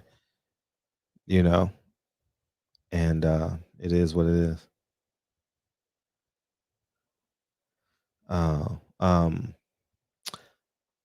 I think that since this is a hot topic in the chat, I think when someone presents you the truth, I think you should adhere to it. I would not say Elijah Muhammad is a pedophile if I couldn't prove it. I would not. I don't know how a man, I'm not fuck being just black, white. A man can say one is personal business and say, I'm wrong for bringing that up. Or say the counter argument is he's done so much for our community. Well, how many people have R. Kelly inspired? If you're wrong, you're wrong. That's the problem. And I think it is what it is, man. And there's no doubt in my mind. You know how people say it's 99.9% accurate? No, I am 100% accurate. I know. I got the information. You know what I mean? And it is what it is, man. I don't know how you can raise children. I don't know how you can raise a daughter and say and protect her and worship a pedophile. I don't get it.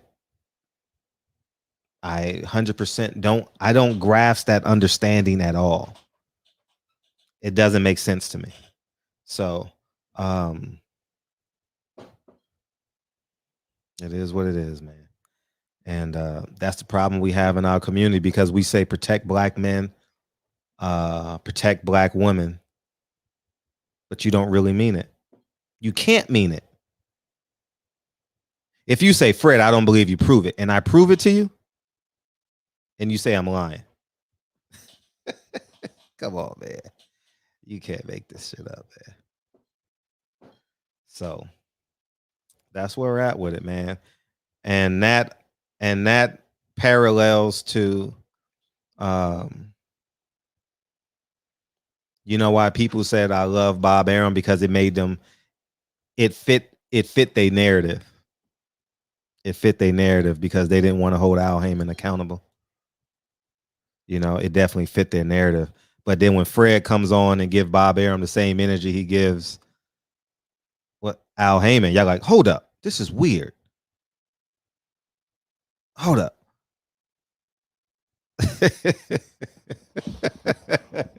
You know what I'm saying, Kyle? They like, hold up, how you give Bob Arum the same energy you gave Al Heyman? You know what I mean? What's up, man? How you feel? You change your camera tonight? No, man. Listen, man. I up my ante, man. You know what I'm saying? I got a light and everything now, man. I had to step my game up, man. Mm-hmm. You know, trying to get like you, man. You know, I just you know, you gotta put the camera behind you. You gotta put the camera behind you because it's gonna shine on your face.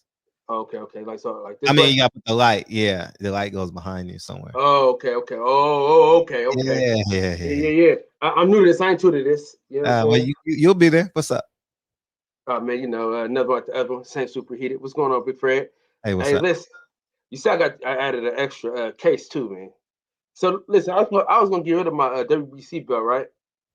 And then I looked in my case. I said, oh shit, the reason why I got the WBC belt is because the three fighters, the gloves that's in the case is on the damn belt. So I got to keep the damn belt to go with the cases until I get some more gloves and shit. What the belt is attached to the glove? Yeah, so it's like Roberto Duran, uh, Sugar Ray Leonard, and Tommy Hearn, they all signed the belt. Mm-hmm. And I also have each one of their gloves in that case. You know what I'm saying? So that's why I'm like, damn, I can't get rid of the belt like that until I get another belt with those three names on there. You know what I'm saying? Gotcha. But I got the IBF belt. I'm gonna put in one of them cases. You know what I'm saying? So yeah, man, I'm trying to get the shit together. I got a few more pictures to get, but then I'll be ready to go.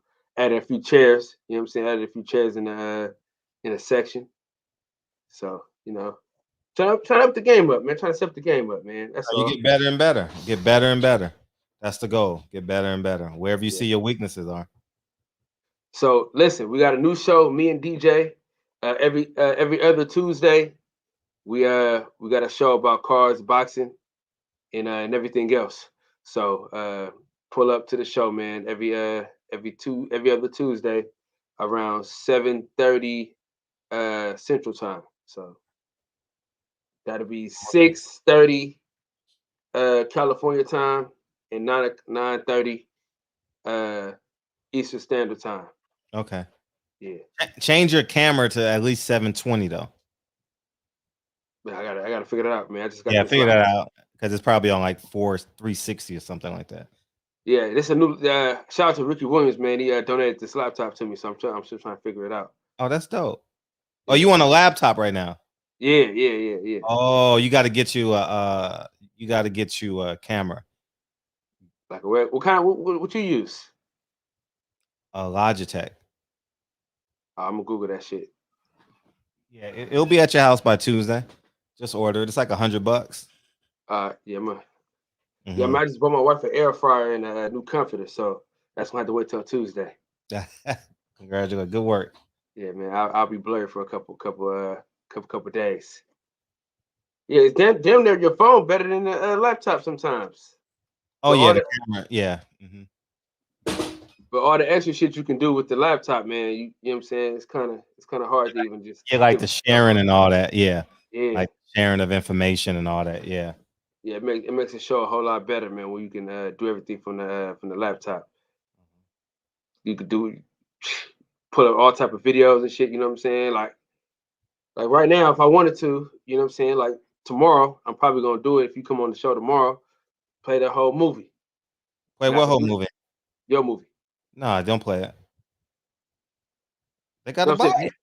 No, I'm saying no, nigga. I'm saying if I wanted, like, if you came on the show and I wanted to do it, I could do it if you wanted to do it. Yeah, if you wanted. Yeah. I thought you were gonna show the movie. No, it ain't on DVD yet, man. It ain't on DVD yet, man. It's still circulating the movie theater.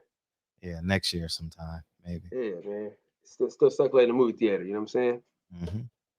So, how many more festivals do you have in you? Well, we got one more this month. We're in one in October. The one in October is an Oscar qualifying film festival. So that'll be great. And are you going to it? No, because it's online. It's online. Oh, okay. Because of COVID. And that's a pretty big one. That's the festival where Godfather of Harlem premiered. Oh shit. Yeah, so it's a really big film festival. It's really big, really big, especially for Black cinema. Yeah, it's really big. Oh. So yeah, it's gonna be an incredible run. Oh man, we're about to go on this incredible run. We are 5 film festivals already. That's unheard of, man. People don't understand. if you make a film, you'll really understand what I'm talking about. It is hard to get in one film festival, let alone we've been in 5 so far. 4 or 5, I don't know. 4. Tyler, man, San Francisco, 2 Atlanta, 4. No, 5, because we're in the Nigerian one. Yeah, 5 film festivals. Damn. And we've only been out today is a month. So just an incredible ride. And I knew it was special when I did it. I was like, man, this shit is special.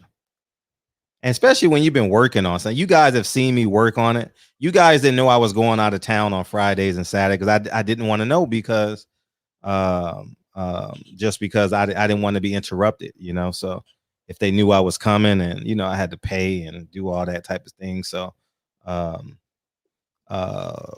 and I did it, and I have the information, and it is what it is, man. And I was thinking about doing a documentary on just the experience, but it's pretty dope. It's pretty dope. And I got so much information I hadn't even released yet. Hundreds of hours that I hadn't even released. They're just on private on my damn YouTube. Because I did quick question for you. Yeah. How accurate is the Godfather of Harlem as it pertains to the Malcolm X situation? I would say the overall where they're going with it is true. But the actual events, like the last episode, he did go to Mike Wallace, and do the interview and say that not Lewis, and said that Elijah Muhammad is a pedophile. He didn't use the word pedophile, but basically is a pedophile. And that part is true, but they embellished it a lot. But the character itself, you understand what I'm saying? Like the storyline in this as a whole is not accurate, but it has some truth to it. Okay. Hey, the dude playing Malcolm X, man, he was one of my favorite. Like, he had a commercial. He's on Bud. I don't know. I probably told you this already, right? He had Budweiser commercials, the best commercials ever. Really? If y'all ever you get a chance to YouTube Leon Budweiser, it's the best commercials ever. So if you ever hear me say, man, Kyle can't do everything, that's where I got it from. He'd be like, dude, the best commercial ever. And he was like one of my favorites. I used to do high school, dude. Oh man, listen. So, but he playing the hell out of Malcolm X, man. I ain't gonna lie. Yeah, he's doing a hell of a job.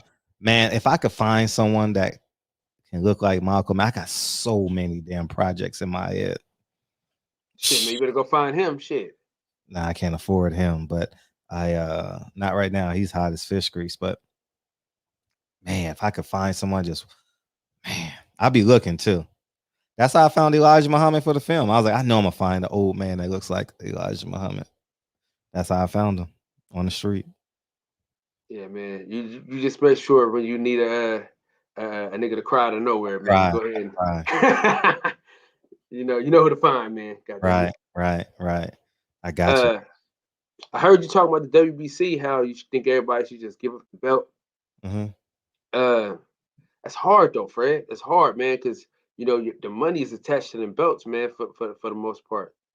You know what I'm saying? Unless you are at a certain level where everybody knows you, it's kind of hard to give up them belts, man. That's why they got so much leverage.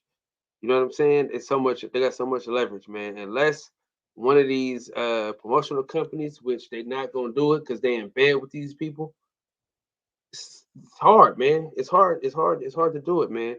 These promotion companies, they in bed with these folks, man. So it's hard to get a PBC belt or a top rank belt. They don't want it. Right. They just don't want it. And I told you, man, I think I told you like a couple years ago, man, the WBA was the PBC belt and the WBO was the top rank belt. And then the WBC is whoever got the money, that's where the WBC is going. You know what I mean? That's what it looks like, right? Wherever the money is at, that's where they at. You know what I'm saying? Preferably a Mexican. You know what I'm saying? If it's a Mexican fighter, besides Benavidez, because that's the only person they ain't give no love to Benavidez, because he mixed. You know, he got he mixed with another heritage. Oh. So they said, "Oh, you ain't full-blooded Mexican, so we can fuck you over." You know what I'm saying? Mm-hmm. Oscar Valdez got a pass, Canelo got a pass, everybody got a pass, but Benavidez, man, he only one that didn't get a pass. So they say, "Oh, he ain't full-blooded Mexican, so we can get him out of here." You know what I'm saying? But I think that's the problem, though, man. They in bed with these folks. You know, the WBA is the PBC belt. I mean, that's you could just. I seen that from a mile away, man. I kept seeing everybody in the PBC getting that belt. I'm like, damn. And we already know whatever Bob wants, man. That's what the WBO belt. We know Oh that. yeah, for sure. Eddie Hearn get some money so he can get that WBC belt on his side. Because I mean, I think the only belt that's kind of like some type of morals, but then again, you know, they done fuck some people over too, is the IBF. Man, they all in bed together, man. I don't trust none of them. I don't trust none of them. Boy, this month did a doozy on me. This has done a doozy on me, man. This month, I watched football all weekend. Hey, DJ said, "Bring him on real quick." Yeah, it was a. I got you, DJ. It was a card on a night. I didn't even watch it. Didn't even care. Man, me neither, man. Me neither, dude. Boxing kind of tainted me, man. Mm-hmm. What's up, light skin?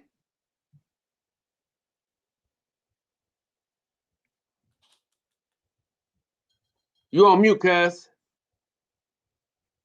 You on mute.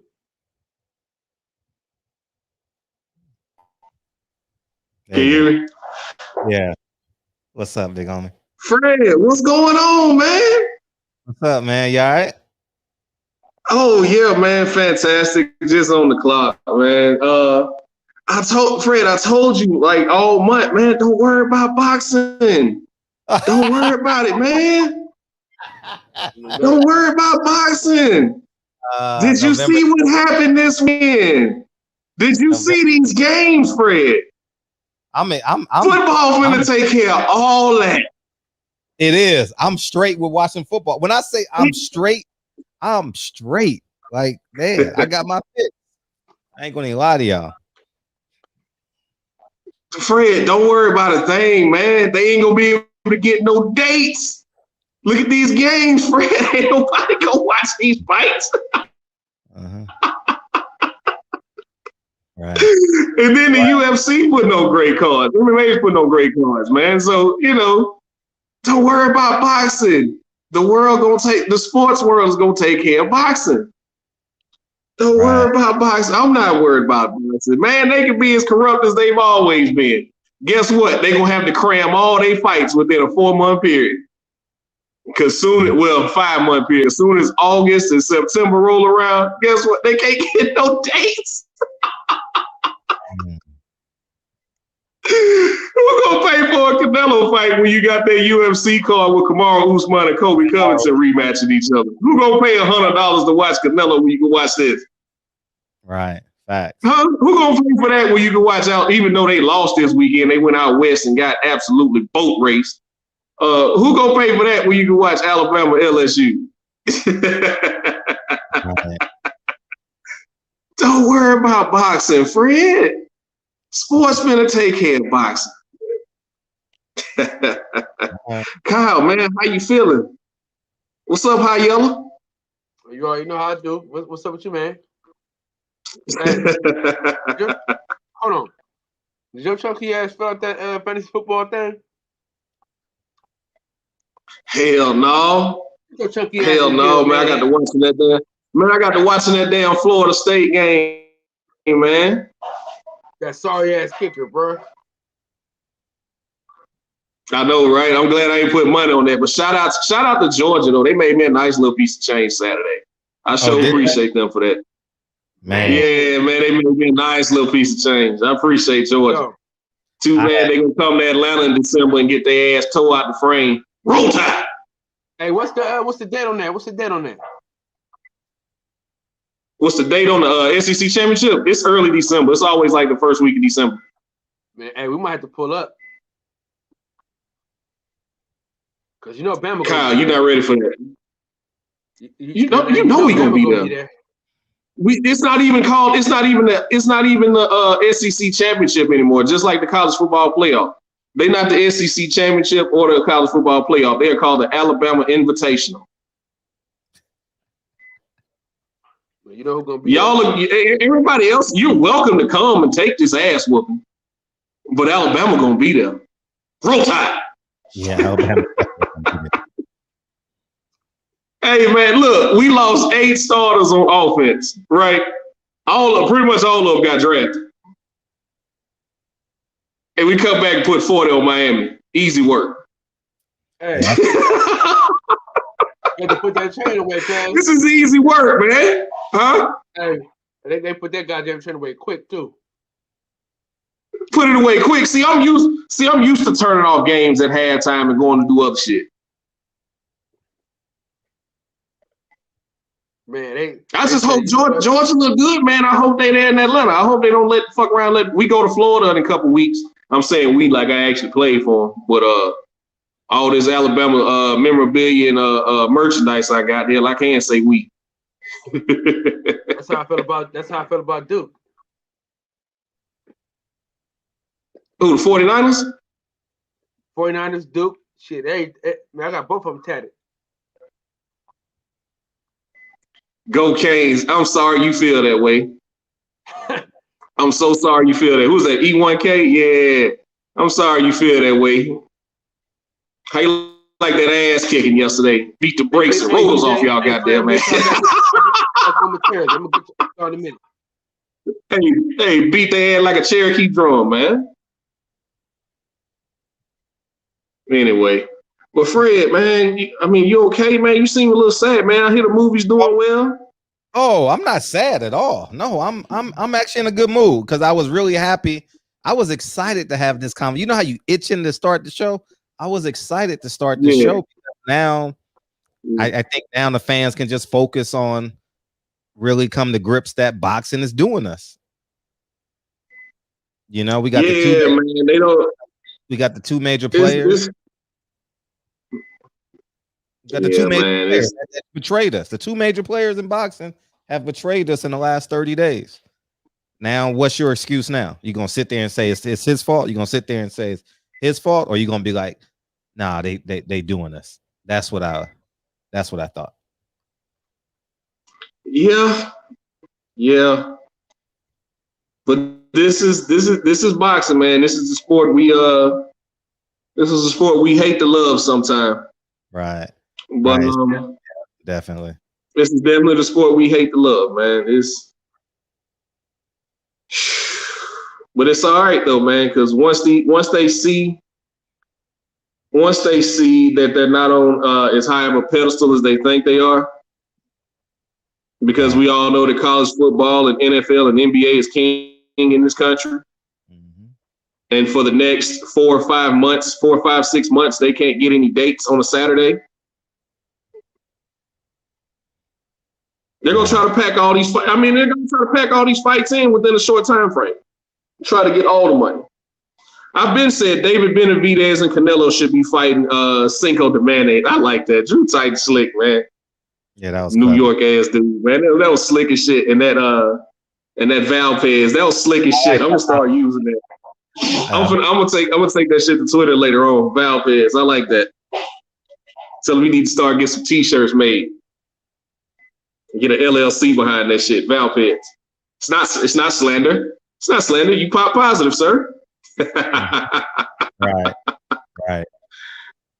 This is just me. This is just me, man. You know, I'm in no position to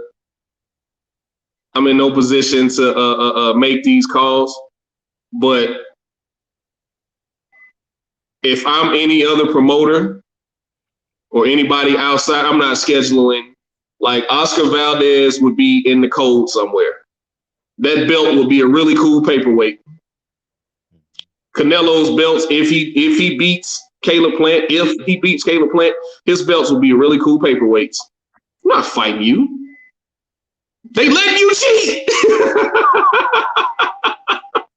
They are literally sitting here telling me We're gonna let him do whatever he wants, but you better follow the rules. Facts. Someone fucking fight him. Ain't enough money in the world to come back from brain damage. And I bring this up too as well, man. So it's cool. Look at Canelo's out of his last 2 out of 3 fights, right? So he can blow Callum Smith's bone completely off the bicep, right?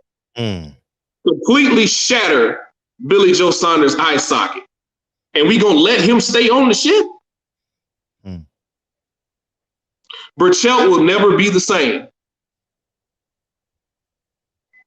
What Ace Boogie saying? What was that movie Paid It For? I'm talking different. I'm walking different. Right. My man ain't gonna ever be the same. Burchell, now, when the fight happened, I thought Valdez put on a boxing clinic. That was a superb performance. But it's sad to say we'll never know how good these guys really were. Anytime you pop positive, I always say, well, it's sad we'll never know how good you really were. Go ahead and get to your super chat, Fred. I'm sorry, I'm just talking. No, I'll do it when you're done. Go ahead. Oh, okay. Well, yeah, man, it's but like I've been saying, man, football about to take care of all of this. And I love it. I love it. You should have gave us all this fake COVID, all this popping positive. You want to be you got mental health issues, but yet you on the beach with your girlfriend. Facts. You know what I mean? You got COVID, but you on a boat with your pregnant wife, in Italy where it's on lockdown. Like, come on, man. Let's like I barely made it out of college, but let's cut the shit, man. Let's cut the shit. We not stupid. Now we're willing to put up with the shit because we want to see these fights, but we're not stupid. But that's all right, man. All these games been good. Games are going to continue to be good. And good luck getting a date. Bob Arum, Al Heyman, Eddie Hearn, Oscar, all the major promotions. Good luck getting some dates for the next 4 months. No, you're right. Because every Saturday for the next 4 or 5 months, there are going to be some prime time games that are going to run to 11 o'clock. I'm already looking forward to Iowa State next week. Ooh, that's a good one. Week after next, Bama goes to the Swamp to play Florida. Love it. That's probably going to be a prime time game. I love it, Fred, but I'm going to hop off of here, man. It was good talking to you, brother. Thank you, dog. Appreciate you. Pleasure being here. Yes, sir. Yep.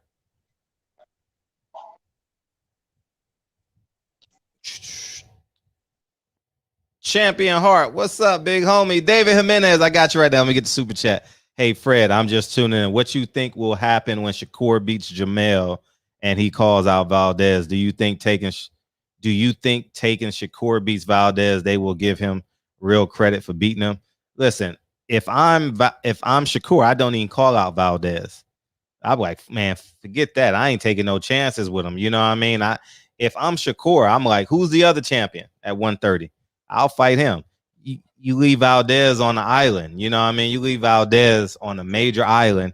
And if boxing don't suspend him, we suspend him. You know what I mean? Eric, what's up, Eric? Fred, for all the stuff we give Mike Coppinger, he's putting his neck on the line for reporting on Valdez. F Valdez and anyone who cheats. UFC over boxing. I agree. I know he reported it, and Bob Arum didn't want it to come out because I, as I said Thursday in the show, Bob Arum wanted to cover it up, So it is what it is. So salute to Mike Coppinger, and what's up, man? What's up? How you doing? What's going on, bro? You all right? Yeah, I'm feeling great. What you got? I'm good, man. Man, salute to Drew Titan, man. That brother is on point, man. I liked like how he handled that situation and de-escalated it. Yeah. You know, and didn't turn it into something like he said it could have gone left. So salute to that brother, man. Facts. Big facts. Most definitely. Terrence Buddy, salute to that brother as well. And congratulations on that, brother. That's beautiful. Yeah, we seen him when he started. Right, exactly. Yeah. So definitely salute to that brother.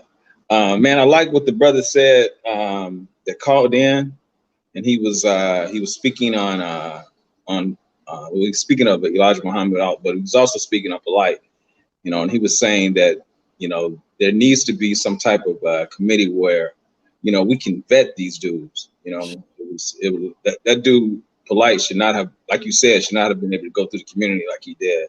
Got that far. Yeah, I DM'd you a sister. Her name is Ike Shabazz. She coming on? Yeah, I don't have. She's coming on this week or next week. One of them. Really? Yeah, we got it done. Yeah, she That's responded. Yeah, that's what's up. Yeah, because that sister, she was on his head, man. She got she turned the feds on to him. You know, she was on his head. You know, she actually got some people's money back that he got scammed. You know, some people, yeah. So that sister is heavy. You know, she's a defense attorney. She used to be a prosecutor, but she's a defense attorney now. She's sharp. She real sharp. You know? Man, I wanted to ask you a question. Yeah, please. Why them two great brothers was on, but they got off. Oh, why you didn't say something? Did you say something? Let me check the private. No, I just have DJ bring me on with Kyle. Why you didn't say? Yeah, my bad. My bad. You know, there's a private chat option on the side, right? Right. Yeah. Well, you just could have gave me a logo, like bring me on right now. Yeah. Yeah. That was my bad. That was my bad. But I was looking. The question I wanted to ask you, I really kind of wanted to direct it to some females in the chat, but it don't look like we have many ladies in the chat at all. Just a bunch of cats, a bunch of dudes, man. No ladies in the chat, but I wanted to ask a question because we were having a debate on Kyle's show a couple of nights ago about Prince. And it was funny, but I wanted to ask a question to some sisters in the chat, man, if they thought that Prince was gay, because that was a debate. You know? And me and Centos was trying to make these young boys understand, you know, that Prince wasn't gay, you know, and Kyle saying he was, you know. But it was funny, man. It was funny, but yeah. So that's all, man.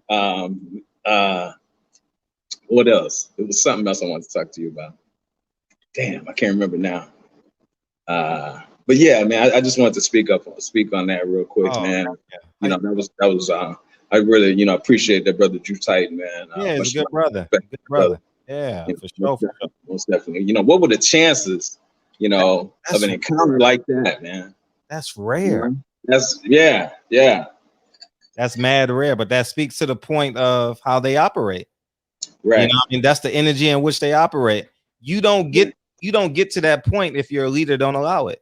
If your leader allows it and don't allow it, you know, and it's a simple answer because history proves it to be correct, you know. So yeah. You know, everyone has their own algorithm. I got my own algorithm. You have your own algorithm. Right. You know what I mean? So if somebody say this is how he operates, you guys got 2 years of me coming on at 9 p.m. to say this is how Fred typically responds in situations like this. This is how he doesn't. So, you know. Right. So history proves that Nation of Islam responds with violence. Yeah. So yeah. That's you know, I look at what was done to Khalid Muhammad, and Malcolm. That should have been that Khalid Muhammad. Yeah. I still don't understand. Oh my gosh. I don't understand how if they say when Farrakhan said I don't buckle, you buckled with Khalid Muhammad. The Senate and them boys were on you to denounce him and never bring him back again. If you want to do the $1 Million Man March, this is what we need from you. And then they had you after the $1 Million Man March, you know? Yeah. The government subsidizes the Nation of Islam, not the bean pies and the newspapers. It doesn't. So yeah, that's heavy. I mean, I got all the LLC. Man, I did so much research on this shit, man. Yeah, I bet, man. Dog it. You know. So yeah, I think that I just don't like releasing information because I want to put it all in a documentary. You know what I mean? Like my journey, my journey to 9 wives. I really would love to do that. You know. So yeah, I think that, you know, like Drew was saying, you know, something that has been a fabric of your life for so long, and then you find out, you know, you don't want to face the flaws of it, you know, because and that's just like, you know, any belief. Yeah. You know, I was talking to a Christian brother a few weeks ago, and I was telling him that we don't have all the books of the Bible, and I said the book of Mary is missing, and in the book of Mary, it doesn't speak of the Immaculate Conception. So if that book is missing, and we have this immaculate conception narrative, when the book of Mary says different, then, you know, then doesn't that make you question what you've been taught? You know what I'm saying? It's just like the story of Horus, which is Egyptian theology, you know, predates the story of Jesus. It's the same story. Right. It's the same story. So I was asking, but does that not make you question what you're being taught? You know, if these stories are basically what they call plagiarism. You know, so it's heavy, man. You know, it is, and then you got the whole spiritual aspect. Then you have the whole metaphysical, you know, aspect. It's just so much knowledge out there, and it seems if this knowledge, you know, contradicts what this is saying, this contradicts what that's saying. So it's a lot, man. It's a lot to learn. Yep. You know, but I ain't gonna say, man. I just wanted to, you know, speak on that, man, and I'm gonna get with you later. Man, I still need to call your boy that you said that your boy that does the animation. Yeah, I gave you his number, right? Yeah, you gave me a number. Yeah. So I'm gonna definitely get with him, man. I'm gonna be in LA. When? Probably not before the year is out. Probably at the beginning of the year. I'll be there. Yeah, I know. Yeah, most definitely. But definitely when the museum opens at Tariq together, I'm definitely gonna be there for that. Yeah, that's beautiful. I mean, big deal. He got the money, so any status on the purchase of it? I think they still getting all that together. Okay. But there's a show in LA that actually broadcasted what he's doing, and they highlighted Benny Mason. I don't know if you're familiar with her. She actually was one of the richest women in California, Black woman. Anyway, he was highlighting her story, and her house that was built is still there, and they kind of built around it, but they preserved it, you know, to try and do the best they could with preserving it. But yeah, that's going to be in the museum as well. Her story.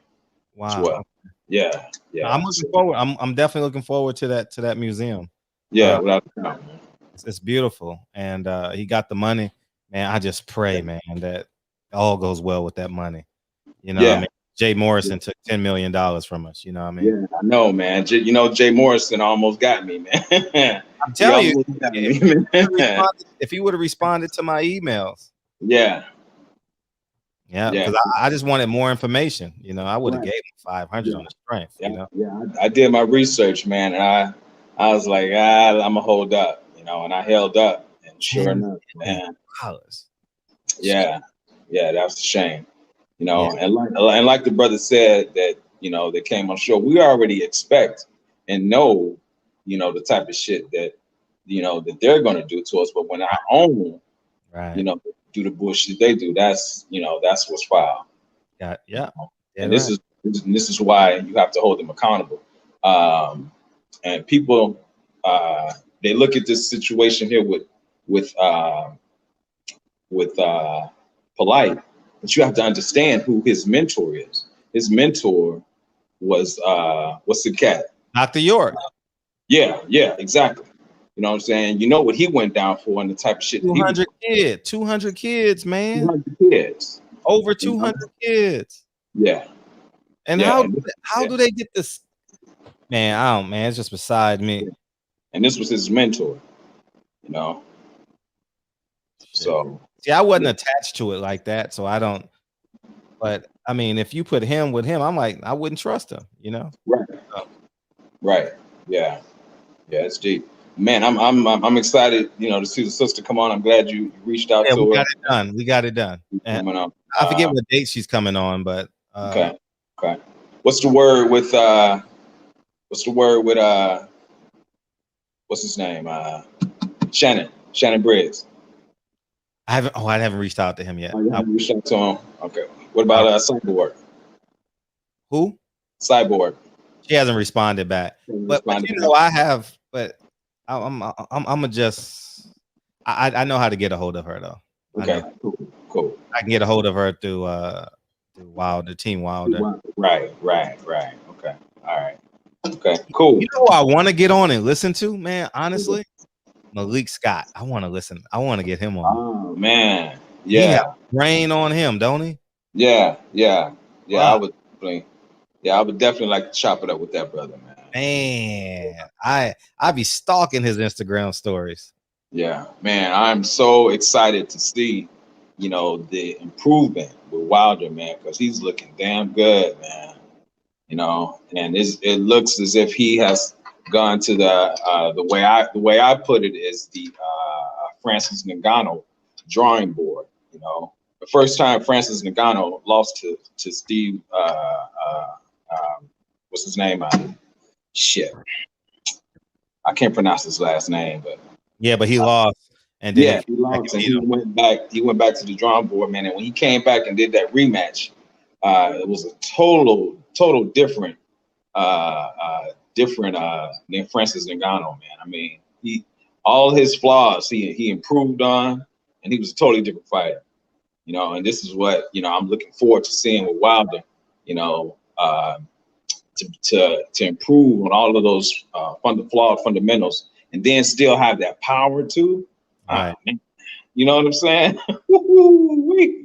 Yeah, I'm looking forward to seeing that. Yeah, I'm definitely looking forward to seeing that. So that's gonna be all right. I'm just not sure if Fury's gonna show up, man. We 34 days away though. We 34 days away. Yeah. We close, man. I don't know, man. He's never defended his belt. Any of his belts that he had, he never defended them. I just, I thought he was going to use his daughter for an excuse, but, thank God his daughter's okay. But I don't know, man. I just don't think he's going to show up. I hope I'm wrong. Hope I'm wrong. But let me get out of here, man. Salute to you, brother. Thank you. All right. Much respect, man. I'll be with you later. All right, bro. Thank you, man. Thank you. All right. You too, man. You too. Hey, definitely go purchase 9 Wives. Everybody in the chat. Yeah, go buy 9 Wives. Do yourself a favor. Salute, man. Appreciate you. Fred, whenever Mauricio comes on asking what he thinks about drug Valdez, the drug Valdez took is like taking 3 Red Bulls. He told Coppinger. Yeah, when he come in here, we'll definitely holler at him for sure. You know what I mean? I don't think he's ready for me now. He wants to matriculate through media. I really think media is going to be afraid to ask him questions. You will not see media asking Valdez about it. You know what I mean? You won't see it. Maybe Mike Coppinger's not even going to get an interview this week. He ain't. They ain't going to let him. They're not gonna let them, man. And this is one of the reasons why I was so valuable as it pertains to media. I was the guy that just, hey, did you do it? Yes or no? With no fear in my heart, not worried about if you ever interview with me again.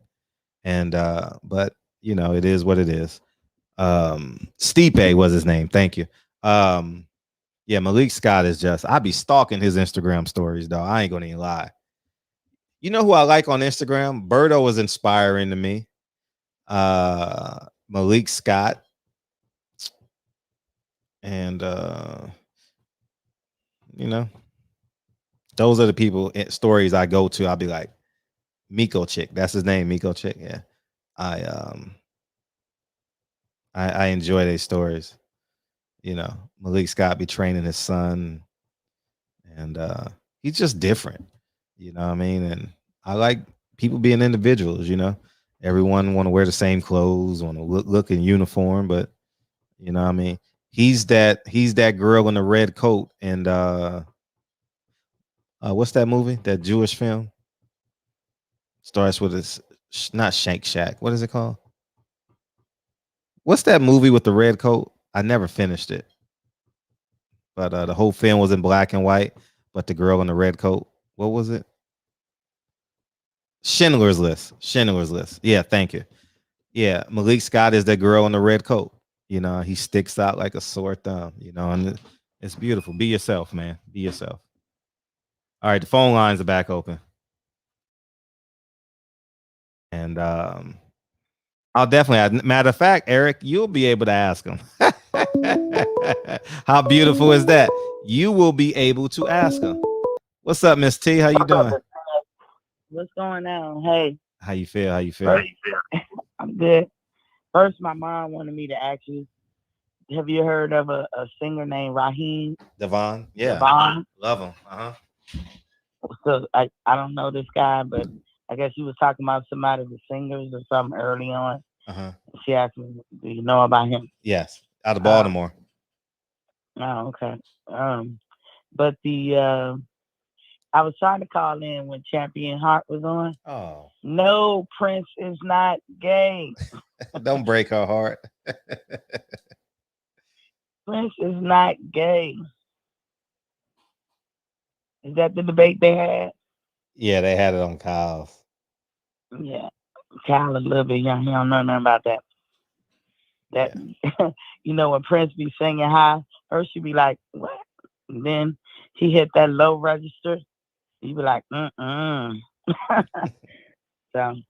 I see everybody talking about Valdez and all that, but do you think that it's worth it to, boycott the WBC? Because that would kind of sound like everybody's saying, if you don't fight fighters who are fighting, who have the belt or who are trying to fight for the belt, do you think that will push them to want to change or do or correct some wrong?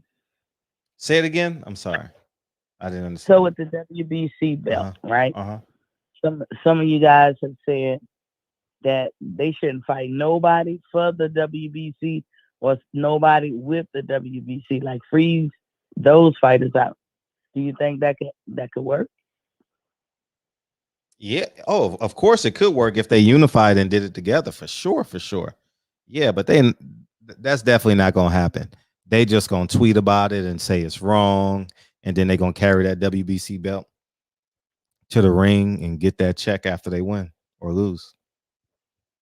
I call it the Mexican belt now. Yeah, no one's willing to take that risk though. I don't 100%, because if I don't get it. I don't get it, man. It's sobering at times, man, when they're fighters in real life. That means they can beat up the average human. Mm-hmm. They only tough in the ring. They only tough in the ring. Well, what I'm interested in is, how do these people get to be president of these sanctioning bodies? Did it start with them? That's what I'm trying to investigate. Did it start with Mauricio Sulaiman? Is this his family? His dad. Hey, we're gonna come out with a belt. His dad. So anybody could come out with a belt. Oh, Without you yeah. got to do. Oh yeah, for Mhm. sure. Anybody can. The barbershop conversations can sanction fights. It's how credible are you? Do you need a lot of money to do that? Hell yeah. You got a brand. You got to build the brand. But that's what I'm curious. Who is the convening authority to say, yeah, this is one of the top belts, and if you get this belt, then you become undisputed? The fighter do. We do. Fans do. Okay. Well, maybe that's something like Triller should go and try to do instead of trying to get these fights. They coming up short because you heard about Oscar De La Hoya with the COVID. Yeah, he's supposed to and fight then they this said weekend. that maybe Evander Holyfield gonna step in his place. Mm-hmm. And I said, damn, he's 58. Right. That's pushing it. And then they say if that particular state don't sanction Evander fighting, they'll move to a state that will. They crazy. But yeah, I ain't had a lot. I looked at some of the fights. Did you watch the Conor Ben fight? No, I didn't watch it. I didn't watch no boxing this weekend. I'm gonna tell you right now, y'all heard me say it first. Conor Ben is a good fighter, but he couldn't beat the top 6 welterweights. Oh, he couldn't? And that's Sean Porter, Danny Garcia. He damn sure can't beat Boots. I don't even think he can beat Virgil Ortiz. He can't beat Earl or Terrence. He a good fighter, but he has about 3 moves. As Floyd would say, no special effects. I mean, he's relentless a little bit, but if he couldn't get Granados out, and Granados is coming down, he's coming down in fighting. Because what I noticed about Granados is he's losing his reflex ability. Like, he was fast with his reflex. Granados is a good fight. He's not no slouch, and he a dog in there. But Granados have had misfortune in his career, right? And so maybe I wouldn't blame Granados if he wouldn't mind being the gatekeeper or the person you need to, get in with him, because he ain't gonna go away easy. And Conor Ben, he ain't ready for no Americans. Sorry, but that's how I seen it. But that's all I have for you. I appreciate you hanging there. Thanks for calling. All right. Thank you, Miss T. Appreciate you, Miss T. Miss T, it took her a minute to call in. We all love Miss T, right? Yeah, we all say, ain't no woman watching. They watching. They watching. They watching. Marky Dan, we appreciate it. Teddy Atlas has been calling for a national commission for years. If Suleiman and Bob Arum get their asses dragged in front of Congress, we might get one. Shit. Bob Arum gonna make some phone calls. Bob Arum is so connected, man. Shit. Seeing Bob Arum in front of Congress, no one's immune now, but that would be something. That would be something. Boxing I'm disappointed in it.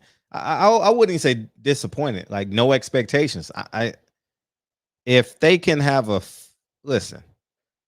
if they can have a fighter come in the ring without his gloves being checked, and then win by unanimous decision, and he only won 1 round in the fight. Wow. And then you can get popped before the fight, cheated 100%, and you still get in the ring and fight. Man, they can do what they want, man.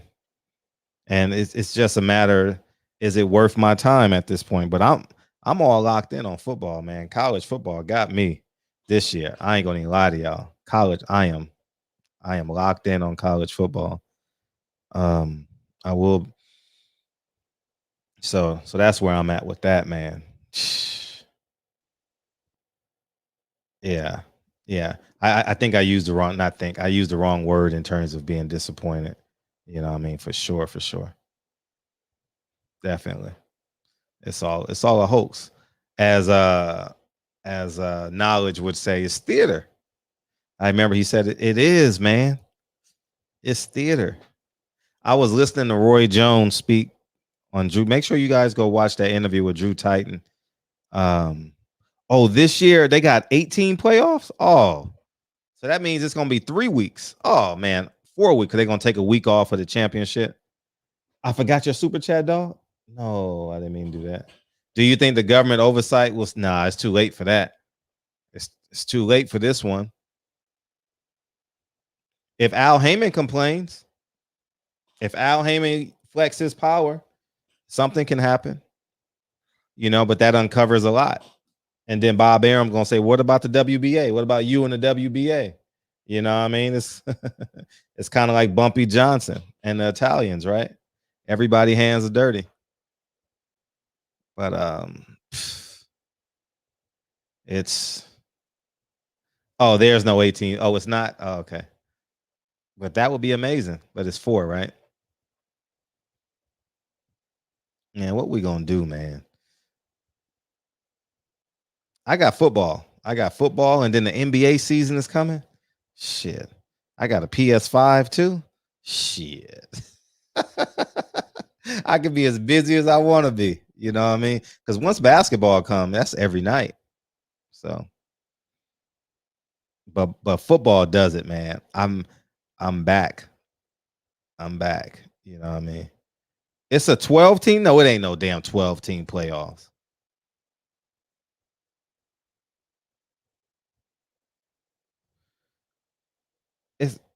It's not. It's a 12 team playoff. Nah, y'all making stuff up now. Nah, it can't be. That's a lot of damn teams. Yeah, you're right. What would it take? It should take that. Now, if this fighter goes in and gets a paralysis, God forbid, it's scary that I even have to say that, right? Like he gets concussed and has to go to the hospital.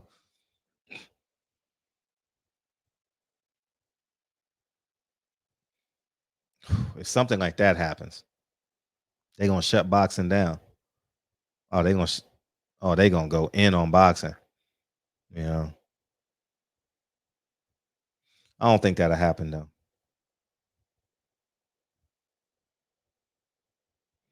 Yeah, yeah. Mike Coppinger's he follows the money. Remember, he was hired by PBC, then MTK, and now ESPN. So he just wants a check. It is 12 teams, dog. Wow. Man, you talk about fun. It is 12 teams. See, I haven't sat down and watched football in probably 7 years. College football, at least 10. NFL, at least 6 or 7. Dre will tell you, like, this was the first weekend in Lincoln's life. Lincoln has never sat down and watched a football game with me. Never. And he'll be 7 this year. So it's at least 7 years that I haven't watched football, at least. And I'm back. So at least 7 years it's been, because I've never watched a football game in this house. So yeah, it's been a minute. So but it's time now, and I'm gonna redo my backyard too. Oh man, yeah. So I can't wait. So I'm next summer, next summer it's gonna be. I'm gonna be doing my show from the backyard. You know what I mean? Yeah, man. Can't wait. Get out the house. But yeah, man. Y'all not calling in tonight, man. Y'all don't want to talk about Bob Arum and Al Heyman in the same sentence. Y'all feel guilty doing that? Shit. Actually, what fights are on the schedule to look forward to? I said this in the video, but I don't want it to get lost in the sauce. Summer of 2022, PBC fighters will start speaking out. Summer of 2022, because they're going to be without check, and they're going to be angry. They're going to be frustrated. Summer of 2022. Can you believe Gary Russell ain't fought in close to 2? It'll be 2 years this February. Keith Thurman ain't fought in 2 years. Sheesh. I don't get it. I don't get it. But what I do get is this award-winning film called Nine Wives. Isn't this amazing? Isn't this amazing?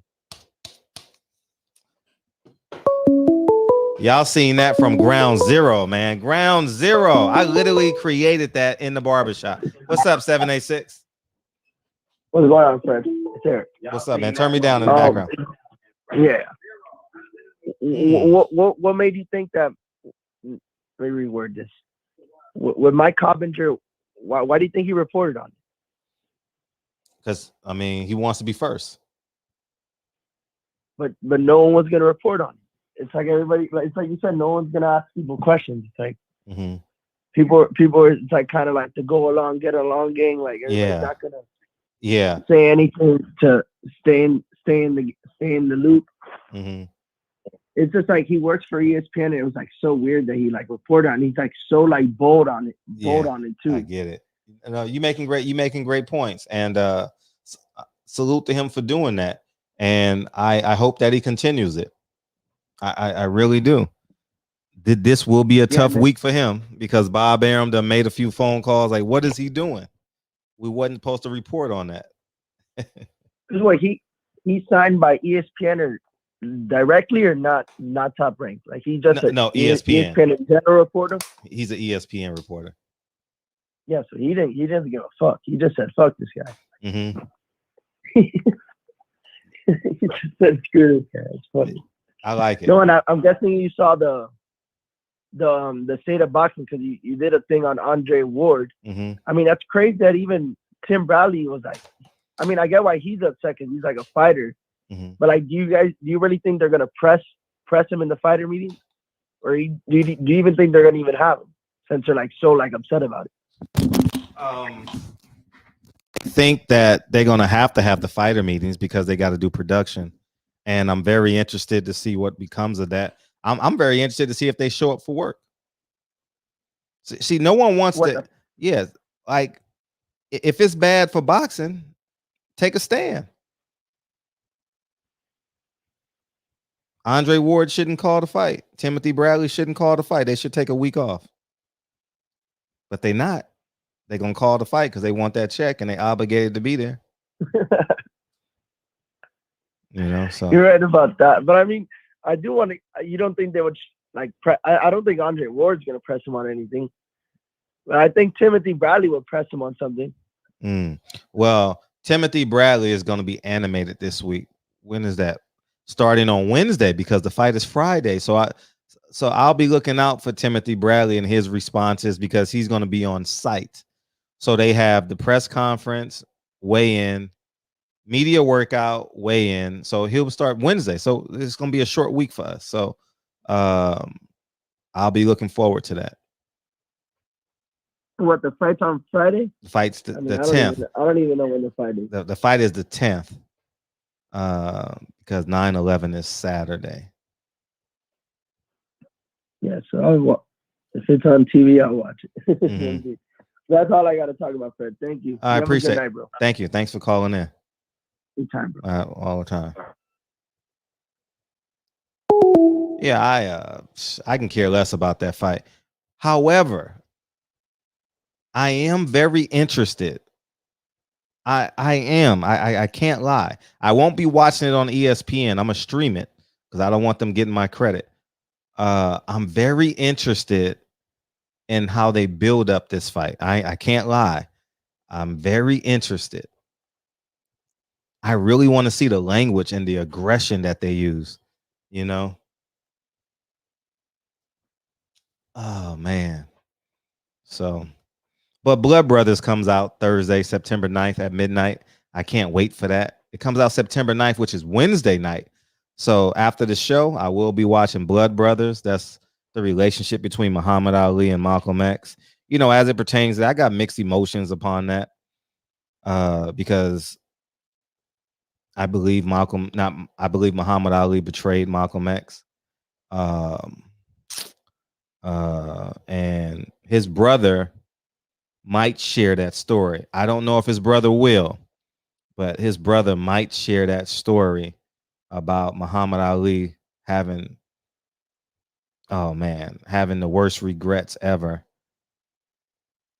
about his relationship with Elijah Muhammad and Malcolm X. But hopefully it comes out, you know. I'm very interested. I'm glad it's 90 minutes. So at least it gets to tell the story.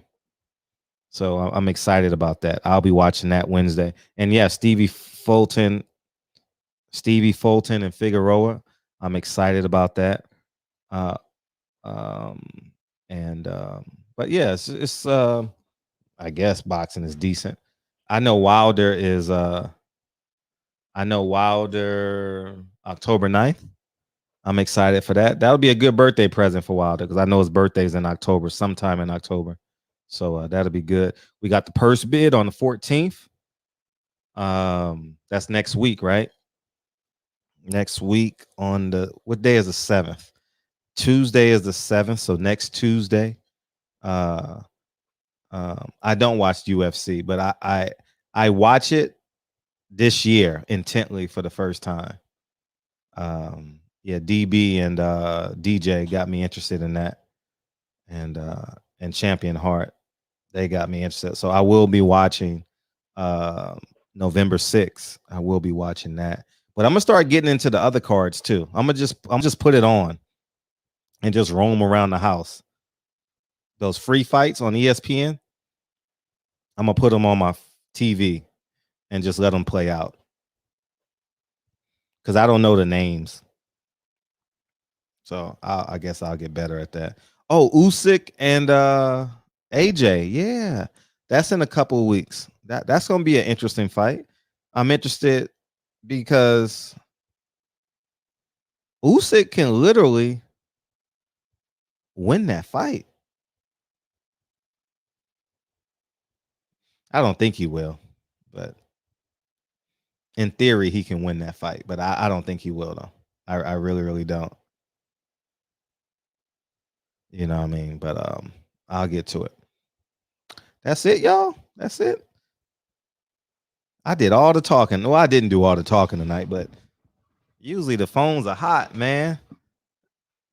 You know, Fortuna didn't call in tonight. Where you at, Fortuna? Hey, where's Bryce been? Man, Bryce got to go to bed at 9:00 now. Man, Usman and Covington, that's going to be a banger. Yeah, I'm definitely going to watch that for sure. And I appreciate y'all coming in here tonight. Let me get organized.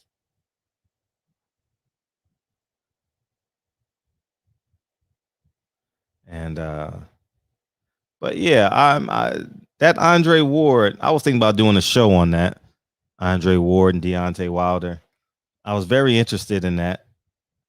I just thought that was weird, but I really don't have no expectations of Andre Ward at this point. You know, I really, really don't. I appreciate you hanging out with us, Eric. Thank you, and thank you for supporting the channel too. See, it is in my beard somewhere, or is that hair? Whatever it is. All right, we got it. Usman will hurt him worse this time. I'm excited to see it. Usman's had the best performance in combat sports this year. Him and Stevie Fulton have the two best performances this year. And don't forget, I still have $2,900 too, because we're getting towards the end of the year. And y'all let me know what y'all want to do with that $2,900. I still have it. 26 from the award ceremony and $300 from last year when I was supposed to go see the commission. So we got $2,900. All right. It's in the sky somewhere. So we'll figure out what we want to do with that, and we'll move forward with that. So I do have it. And but yeah, that's where we're at, man. That's it. Going once, going twice. All right, who's gonna say play the song, man? We're gonna get out of that. Thank you guys for coming tonight, man. Thank you. I had it on both channels tonight because I was like, I know people want to talk about this subject. But we'll be back on Barbershop Conversation live tomorrow. We don't have a guest tomorrow. Oh, you know who's coming back? Play the song, Fred. Thank you, Birdman. You know who's coming back tomorrow? Next week? Kevin Cunningham is coming in this week, but I got to tell him to come in Thursday, not Tuesday. Oh, I got to figure out this schedule. Because PPD been busy. She doing PPD out doing commercials. Eric, Birdman, Mark Wonderlick. What's up, big homie? Darren Davis, Birdman, Tino, Watcher, Marky Dan. I appreciate you, man. Appreciate you jumping in and being a part of the show. Jimmy, I think Wilder gonna get him, man. Wilder gonna get him. Big brother. What's up, man? Don't bleep. Have a what's up, T-Wiz? Birdman. Is that how you pronounce it? D-O-G. How you pronounce your name? T-Wiz. Help me. Phonetically put that in there for me. Champion Heart. Presidential Yafor. Likes to play with no people. Hernandez. G Brown. Asia Math. You beamed in the left. Miss T, because the devil is alive. Hey. Yeah, I'm excited to listen to Coach Cunningham as well. Hey. Things you gotta do. Hey. When you fist fight for millions. When much expected, much is given. Man, Coach Cunningham is a good man. Good man. That's with your persistence. I'm very interested in how that purse bid is going. But this is an important week, man. This is an important week. Eddie Hearn done instilled a little bit of fear. I don't know who has more fear, Bob Arum or Al Heyman, but he said he's going to bid on it. I'm interested in that, man. Be a blessing.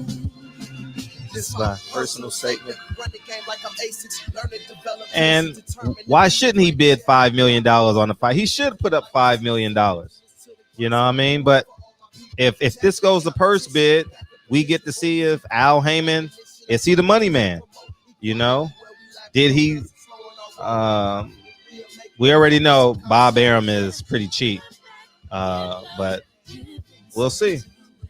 It's going to give us a lot of answers, but you know what I mean? PBC is definitely turned into Telemundo, though, for sure. Have y'all noticed that PBC is turned into Telemundo? Last time, y'all.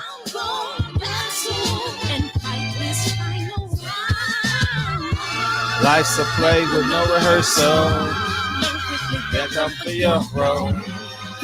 Can't you take it personal. Cause the devil is a lie. Hey.